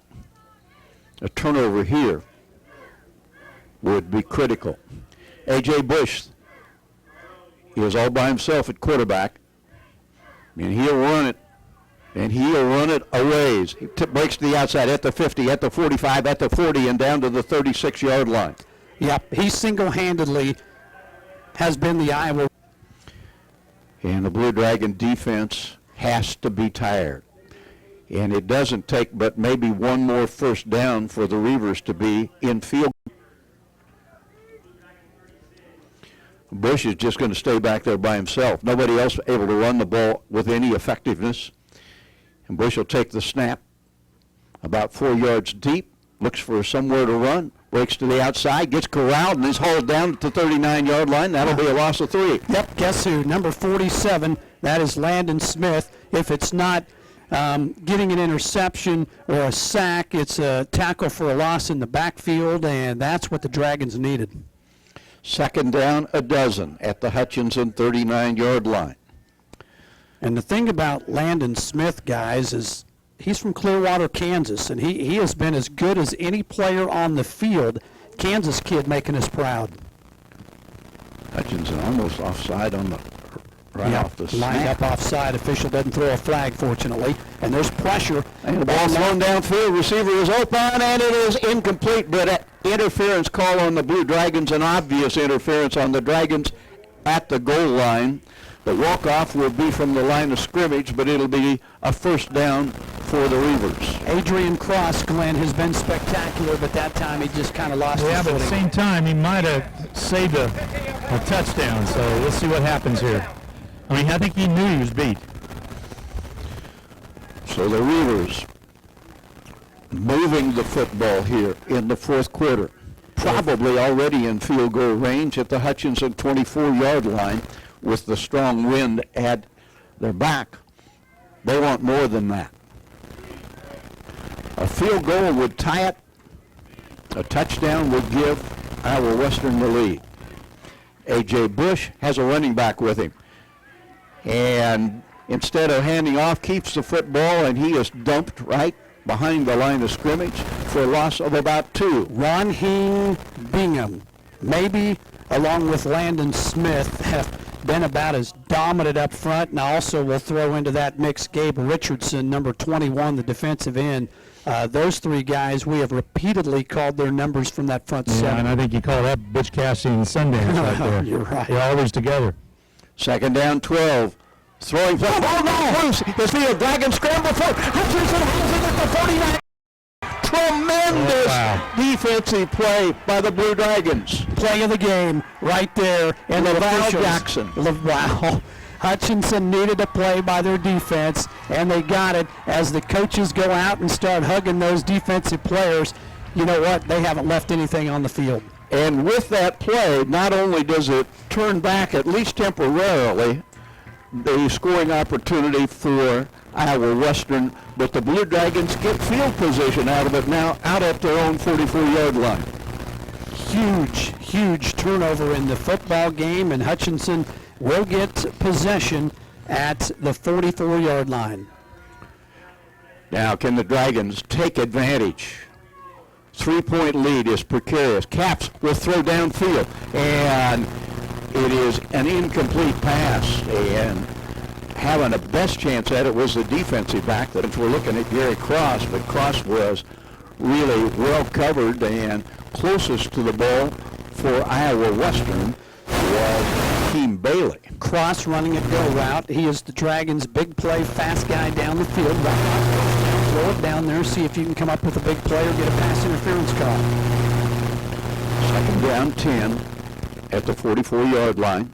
And it's going to be Caps tucking it under. He'll take what he can, and it's quite a bit. Battling his way to the 46-yard line. Holy cow. I mean, he got 3 yards with a big old defender hanging on his back. He's pretty close to a first down. Great effort. He's played with some heart, hadn't he? Lavelle Jackson, look what I found. Yeah, I just got lucky and saw the ball on the ground, so I just went for it. Big stop. Thank you, my man. That young man out of Washburn Rural. Number 51 for those following here in the stands. 3rd down 2, big play. Blitz threatened. Dragons will throw. And it is broken up. Nice defensive play for Iowa Western made by Tobias Moss as he knocked it away. And the Dragons presumably will punt. Line of scrimmage, the 48 of Iowa Western. A lot of contact, and no question, you punt the ball here. You're playing field position in the 4th quarter, 8 minutes, 38 seconds to go, hanging on to a 3-point lead, and you let your defense win this game because they have won it up to this point. 4th and 2 is the situation. Need a good snap. Need a good punt. Tyler Harris will try to provide the punt. They don't have enough guys on the field. We could hear the offensive coordinators next to our booth yelling, call a timeout. We don't have enough players. They will use one of those valuable timeouts. And we'll take the break as well. 30 seconds for the sponsors of Blue Dragon Football. Hello, this is Tom Elliott of Elliott Mortuary, and again this year we are pleased to help sponsor HCC Blue Dragon Sports. We encourage you to support all the Blue Dragon games, both home and away, with your attendance. But if not, we hope you enjoy listening to the game here on KWBW and Country 102.9. Elliott Mortuary and Crematory, a proud sponsor of Hutchinson Community College, and honored to have served the families of Hutchinson and Reno County since 1935. Well, we're still talking up here about the decision by the Blue Dragons on 3rd down and 2 to throw the football rather than run it. And the speculation up here is that we might have lost track of the fact, thinking that the Dragons had another down, that it was 2nd down instead of 3rd. Don't know. That's a possibility, but right now the defense is being called on again. By the way, big upset. Houston over number 3 Oklahoma. They won it 33-23. Blue Dragons need a good snap, need a good punt. Let's see if they get it. Snap's perfect. Kick's pretty good. Spinner. Going to bounce. I've been almost all of them going to the south have bounced backwards. That one no exception. It's down by the Dragons at the 24-yard line of the Reavers, who have 8.5 minutes to work with. Hutchinson 15-12. Not his best punt, but finally we've switched field position a little bit, and the Dragons right now, it would be lovely to get a 3 and out and try to get a punt forced here and get some good field position for you. What more can you ask from your defense? Nothing. They have single-handedly I'm going to tell you, I'm going to ask one thing more. Okay. They're going to throw it. How about a pick 6? Okay, I'm in. I would take it. It's the only thing we haven't had from a defensive standpoint. It's A.J. Bush at quarterback. His legs have been most of the offense here in the second half for Iowa Western. This time he unloads it, throws it up, has his receiver out in the flat, and close to a 1st down is Danferney McGriff. He's kind of caught fire, too. Got a little rhythm going, throwing the ball, doing a lot with his legs. Hutchinson would certainly be good to spy on him and make sure he doesn't run with him. And they've spread the Dragons out a little bit with the running capabilities of A.J. Bush. There are things open here in the second half that were not open. Trips left for Bush, 2nd and short. Good time to throw it downfield, perhaps. Instead, it's going to be Bush to run with it. He eludes a tackle. He's at the 40. He's at the 45-yard line, and he is a big kid who has been really hard to bring down. He has a 1st down for Iowa Western at the 45. You call that slippery, Rusty. It's just hard sometimes to get a hold of, and he has been the guy with his legs here in the second half. Trips left. Bush all by himself, almost fumbles it. Unloads it. It's up in the air. Ricocheted off of one defensive back. Hutchinson can't get to it. Incomplete pass. Glenn Michael Witherspoon wishes he could have had that one back. Yeah, he certainly does. It was tipped just about twice, but close, but like they say, close but no cigar. It's okay. Forces a 2nd down and 10. 55 yards away. 7:32 to play in the game. Down 3. That's the status for Iowa Western. A.J. Bush, backup quarterback, replacing Andre Nunez in the middle of the first half. hasn't thrown it particularly well, has run it exceptionally well. He'll try to run it again and won't go far as the Dragons this time suffocate him after a gain of 2. Yep, that play had nothing but him running the football. Dragons stayed home, made a good block. 234 yards of offense for Iowa Western, 207 for Hutchinson. Defenses have been dominant in this contest, and Hutchinson now a 3rd down and 8 with a golden opportunity to force a punt. It is Lorenzo Pratt in there at running back. They've not used Pratt much. He hasn't been particularly effective. Crowd coming alive a little bit here at Gowan Stadium. A.J. Bush from the shotgun. Drops back with time. Pressure comes. Unloaded up over the middle. It's incomplete. A Hutchinson defensive back got a hand on it. Then the receiver, Nick, easily had a shot at it. He couldn't pull it in. And actually another Hutchinson defender behind him had an outside chance at it. All in all, incomplete pass, 4th down. Go ahead, Glenn. Well, I tell you what, those linemen for Iowa Western are huge. Our defensive line is smaller, but they're quicker, and they've done a great job. Well, the Dragons on that series had a chance at 2 picks. 2 defensive backs had balls in their hands, didn't get it, but they did force the punt, and now you want to make sure here, first and foremost, you secure the ball. Punts off, it's a pretty one. Let it go. Fielded by Cross at the 8-yard line. Cross with room with a nice return out to the 20. Took a whale of a hit, but hangs on to the football. Dragon offense has the ball back. 6.5 to go in the game. Hutchinson 15 and Iowa Western 12. Iowa Western wanting a roughing the punter call, but it was he just barely, and the referee said no, that was incidental. All right, 2 timeouts left for the Reavers. Dragons with all 3 of their timeouts.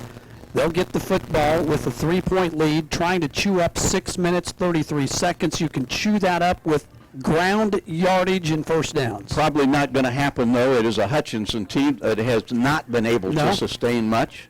We'll see what happens. They go back to work. Otis Williams given ground, now finds the edge and gets back close to the original line of scrimmage. Did not go out of bounds. That'll keep the clock moving. No gain on first down. Yeah, 10 carries for him. 31 yards in the game, and it's just tough to run laterally against Iowa Western. The Dragons have had some success busting up the middle, but you just want to catch the clock moving right now, and the running back stayed in bounds. You got to milk that play clock a little bit, too. Chaz can see it at the other end. Hands off. This time, Otis Williams makes a nice cut and slithers out to the 27-yard line, 4 yards shy of a first down. Again, stays in bounds. Clock continues to march, 5:45 and counting. But Glenn made a good point. We snapped the ball. Last play was 17 seconds to go. Guys, I mean, you got the lead. Take as much time off that clock. That is inexperience. And this time the offensive coordinator is finally going to say, slow up. I know we want to go fast all the time, but now's when you pump the brakes. It would be nice to break a play for 5 or 6 yards here and take a little bit more time off the clock. Capps stays in the pocket, now tries to throw it, and it's knocked down. Big old lineman got in there right in front of him and swatted it away. And that was Deshaun Quinn. Yep. Doggone it. That's a big-time play. Both these defenses making plays when they need to. And just like that, the Dragon offense, which I'm telling you, Coach Rhodes is going to – he doesn't have any hair to lose, but he's not going to be happy with the performance of it. Among us does. That's exactly right. Well, Glenn does. His is getting gray. thin, though. It's gray and thin, and it's going away. You can't see it in the snowstorm. It's a pretty nice punt. Floats down at the 41-yard line of Iowa Western. Fair catch made there. Dragon defense has to be big again, and how many times can they continue to do it? It would be Heartbreak City to see him give something up here. All it takes to get the game tied is a field goal. Wind at the back, and it's a wind that probably adds at least 10 or 12 yards to the effective range of a field goal kicker. Be nice to get a turnover here. Be even nicer to get a pick six like you were wishing for earlier. Would certainly make this a lot less nerve-wracking, wouldn't it? Would be a monster way to start the season with two ranked teams and getting wins to go 2-0 if you can pull it off. A.J. Bush continues at quarterback, and he'll run to the right side, makes a cut. Dragons are equal to the task and knock him down. 1 yard at most. Quinn Head, number 11, he's had a good football game, and that time the quarterback able to only get a couple, and that's what you're happy for because their offense right now is really revolving around him and his legs. 2nd down, 8. We're under 5 to play in this game.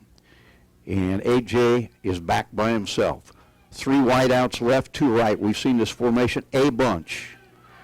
And the ball loaded up, thrown over the middle, dropped, just will pass, caught it in traffic, but didn't hang on. Mismatch that time because they got Landon Smith against the speedy receiver. He never even saw the football and was beaten. We're fortunate that time that he's not running down the football field. 3rd and 8. Can the Dragon defense get them off the field? Bush is going to be back by himself. That same formation that we've talked about. Dragons threatening blitz. Change the play. Looking over at the sideline is A.J. Bush. 4.5 minutes to play in this game. Clock stopped after the incomplete pass. Bush drops back, fumbles it, picks it up, and fumbles it again. Dragons pick it up, and they can't find that handle. It's still loose. They scramble for it. Picked up by the Dragons at the 25. Finally controlling it for Hutchinson. And I mean finally controlling it for the Blue Dragons. Vance Johnson.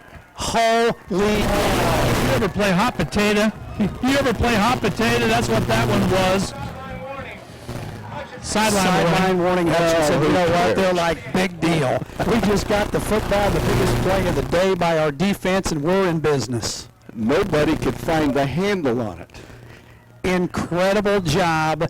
And it started with a bad snap. Quarterback couldn't find the handle on it. And he was a little casual with it. He was casual with it. Well, and then he tried to flip it up and away, and I think it was a backwards lateral, and we were able to get on it. That looked like a Glenn Grunwald two-iron off the tee. Now, at the very least, let's use some time here, guys. I would go with that. Now, Dragons go with the run and cut down at the 20-yard line. Trey King, my goodness, he has earned everything. 21 carries, 66 yards rushing. It's just been impossible to run against these two defenses. Was that Vance Johnson up on the kid? It was. He's made some big plays. There was a famous Vance Johnson that played in the NFL. Remember what team that was? I got a feeling it's the Denver Broncos. Denver Broncos, 3 amigos. That would have been my guess without really knowing. Rob Dreher. Yeah, surprise. Rob Dreher, along with my boss, Ron Ream at Hutchinson High School, 2 of the biggest Bronco fans around. Dragons go back to the run. King, caught by the ankle, falls down at the 18-yard line. And does Iowa Western start to use some timeouts here? So far, they elect not to. This is 2-down territory, guys, to get basically 6 yards. Actually, to get 4 yards. To get 4 yards. Dragons still have 27 on the clock. I was looking at the scoreboard, and it said 6, and now it's So take 4. your time. Dragons don't huddle, but that doesn't mean that you need to race up there and run one quick play after another. We've been snapping the thing even with 6-7 seconds. Milk that thing down to 2 or 3 seconds. And it's inside 10. 15-12 Dragons. Ball thrown over the middle. Caught by Harris. First down. And the flag flies. 7-yard line. This could be a pick. Could be a hold. And if it is, I think it's on Giselle Parra, who had a really bad mistake earlier in the football game. We'll see. Is coming back. That is just, and he was not even involved in the play. Well, the Dragons continue to deal with adversity. That's the bad news. That is the good news, 2:56 to go in the football game. Hutchinson still with the lead, 15-12. Dragons, well, I doubt if they would go for it on 4th down here. They'd probably, we'll see. Well, and it's a 15-yard penalty when you have it. Why is the clock moving? They're going to have to adjust the clock. Out, yep. But you go from 1st and goal to 3rd down and 19, and what a game changer that penalty is. As if we look back on this and things don't go the way the Dragons want, we'll certainly talk about that play. Yeah. It's one play in a game that has about 100 of them. but at the moment, it is a big one. It's magnified. All right, they'll set the game clock to 2:43, and they will start the play clock when the official tells them to. Dragons will be third down. Ball is at the 33-yard line. The first down marker is at the 14-yard line. So the Dragons need 19. Dragons lead 2 downs. 15-12. We're under 3 minutes to play, and this has been quite a lid lifter, a big opener at Gowan Stadium. Both teams have just played so hard. Yeah, neither team deserves to lose this one. Well, I don't know what you call on 3rd and 19 in this situation, but you don't call that could result in a turnover, I'll tell you that. Probably call a draw, quarterback keeper. Not sure you even want your quarterback carrying it. Don't do anything. They're going to throw it. They're loaded up, complete at the 20-yard line, and battling his way down to about the 18-yard line with a huge reception. That's Trevon Jones, young man from Kansas City Piper. And now the Blue Dragons have a 4th down. And a timeout. I was wondering when they were going to start using timeouts, and we finally get their second timeout taken. We'll take a break, too. Just half a minute. Don't go anywhere. Hi, I'm Ken Hyman, General Manager of Midwest Superstore in Hutchinson. We're proud to be a sponsor of ACC Sports. You have choices when it comes to your vehicle purchases, and a better way is more than a slogan. Any new or select pre-owned purchase comes with our Advantage Rewards benefit.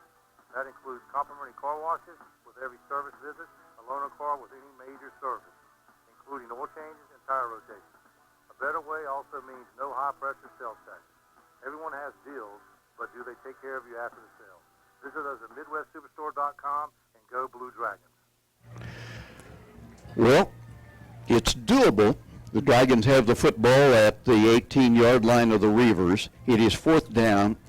Have to get to the 14-yard line for a first down that would, I wouldn't say it would ice the football game, but it'd come pretty doggone close. If you had a really good field goal kicker here, though, you probably would. Well, Luke Niemeyer's kicked 3 of them, but a field goal here with the ball at the 18 would be a 35-yarder into the wind, and that is an unlikely kick. Run the ball here, eat some clock. You don't get anything. They take over inside the 20, have to work against a defense that is dominated. Dragons have picked up very few 4-yard gainers on the ground. Might have to throw it. Chaz Capps, backup quarterback. Just about gets Iowa Western to jump, reset the game call. And whistles blow. He gets a timeout. This time it'll be the Blue Dragons that take the timeout. Couldn't draw Iowa Western offside. A 5-yard walk-off would have given the Dragons a first down. Now Hutchinson will plot strategy for the next 30 seconds while you hear from these friends of Hutchinson Community College. It's football season, when the weather is warm one day and cold the next. Do your best to stay ahead of cold and flu season by drinking plenty of fluids, getting enough rest, and keeping your hands sanitized. And if we can help, come see the friendly staff at Ashcraft Pharmacy. Our over-the-counter medications can help alleviate symptoms. But if you need a prescription, we offer free mail-out, free delivery, or call ahead for our handy curbside service. That's Ashcraft Pharmacy in the Hart Shopping Center, South Hutchinson. Go Dragons! Well, the decision has been made. The Dragons will try a field goal of 35 yards. Luke Niemeyer kicking against the 20-yard wind, 20-mile-an-hour wind, I should say. High snap, pulls down, and the kick is off to the left. The timing was off. The Dragons come away empty. The Reavers get the football, 2:21 to work with, and the Dragon defense has another job to do. Yeah, they do. What that would have done was made the Reavers have to score a touchdown to beat you. So right now they can drive down and get a field goal to tie with 2:21 to go. So defense needs to dial it up again for 4 more downs. Defensively, guys, first and foremost, you're watching for the running ability of the quarterback. You're spying him and make him beat you with his arm because his feet are what have hurt us so far. Well, it's going to play out over the Ushback Latham caught in traffic to the yard line for a first down. Now that's a big play because the clock will stop while they move the down markers. Otherwise, it would continue to run. And you could have got 20 seconds probably off that if they could have stopped him before that. You're right, Rusty. First down at the 31-yard line. Clock on the move now. 2 minutes to play. A.J. Bush awaits the snap. Steps back. Loads it up. Throws it out in the flat. It is caught. It is caught at the 39-yard line by Kadeem Goldborn. But the tackle made inbounds, and that's going to continue to eat precious seconds off the clock. One timeout for the Reavers. Second down and 2. Bush rolling to his right. Lobs it upfield. Throws it underneath. Caught. First down. And stepping out of bounds at the 47-yard line with the football, D'Anthony McGriff. Well, right now, the defensive line, they're rotating some guys in. I think you got to stay fresh here. Yeah, they haven't been bringing them either. Give some guys some breathers. Exactly right. So you got to put a little pressure on him. Might have to blitz. Dragons have not the last couple of plays. A.J. Bush all by himself. 3-man rush, no blitz. Quarterback has time. Throws it upfield and incomplete. Oh, should have been picked off. Had a chance to pick that one off. Doesn't happen. It's 2nd and 10. A minute 26 to go. Hutchinson 15, Iowa Western 12. Interesting, Hutch has had a 4-man rush throughout most of the game, bringing some blitzes. Right now, a 3-man front. They are keeping everything in front of them, and they're going to play this cautiously. It's 4-down territory anywhere on the field for the Iowa Western right now. Bush rolling to his left, throws it out in the flat, caught, but for little, if any, gain. Dragons gave the reception to Kadeem Goldborn and immediately put him on his backside. Yep, DJ Smalls makes the tackle in bounds, and every time that happens, it's going to take at least 20-25 seconds off the clock. We're almost to the minute mark. Maybe a little less than that because Iowa Western going with that no-huddle offense. Crowd coming alive. Bush drops back. Fumbles the ball. It was picked off by the Dragons. It slipped out of his hands.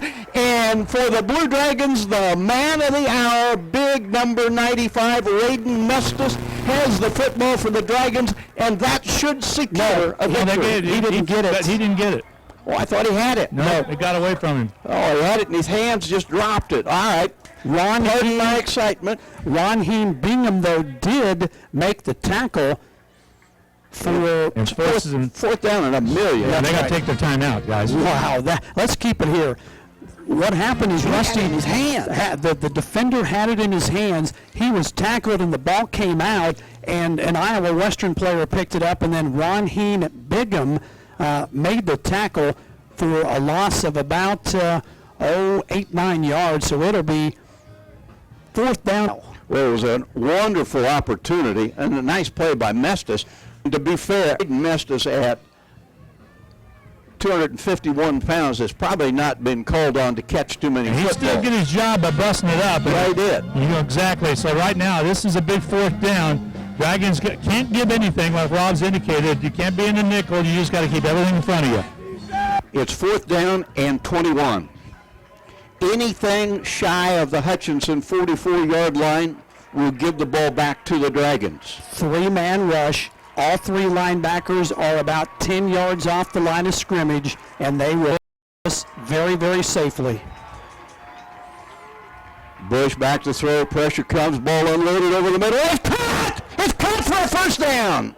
Amazing throw pulled in by a terrific receiver, D'Anthony McGriff. 40 seconds to go. What a play. That is something that cannot ever happen with all the attention on 4th down and a miraculous throw and catch. Wow.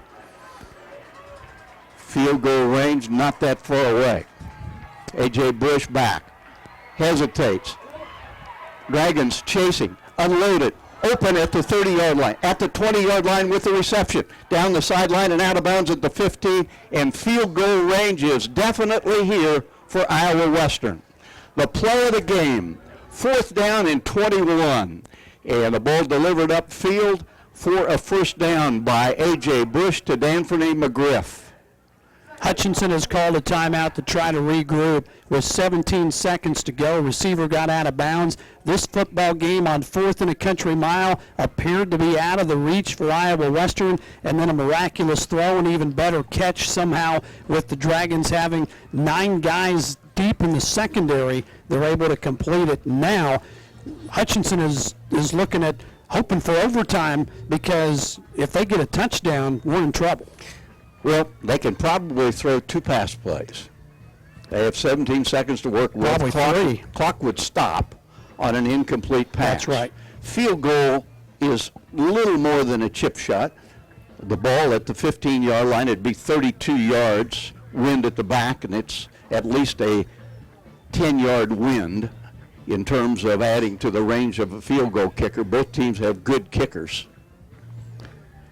But the Blue Dragons had 2 great opportunities. First of all, big Raiden Mestis had the ball in his hands. Had he been able to hang on, that would have been the game.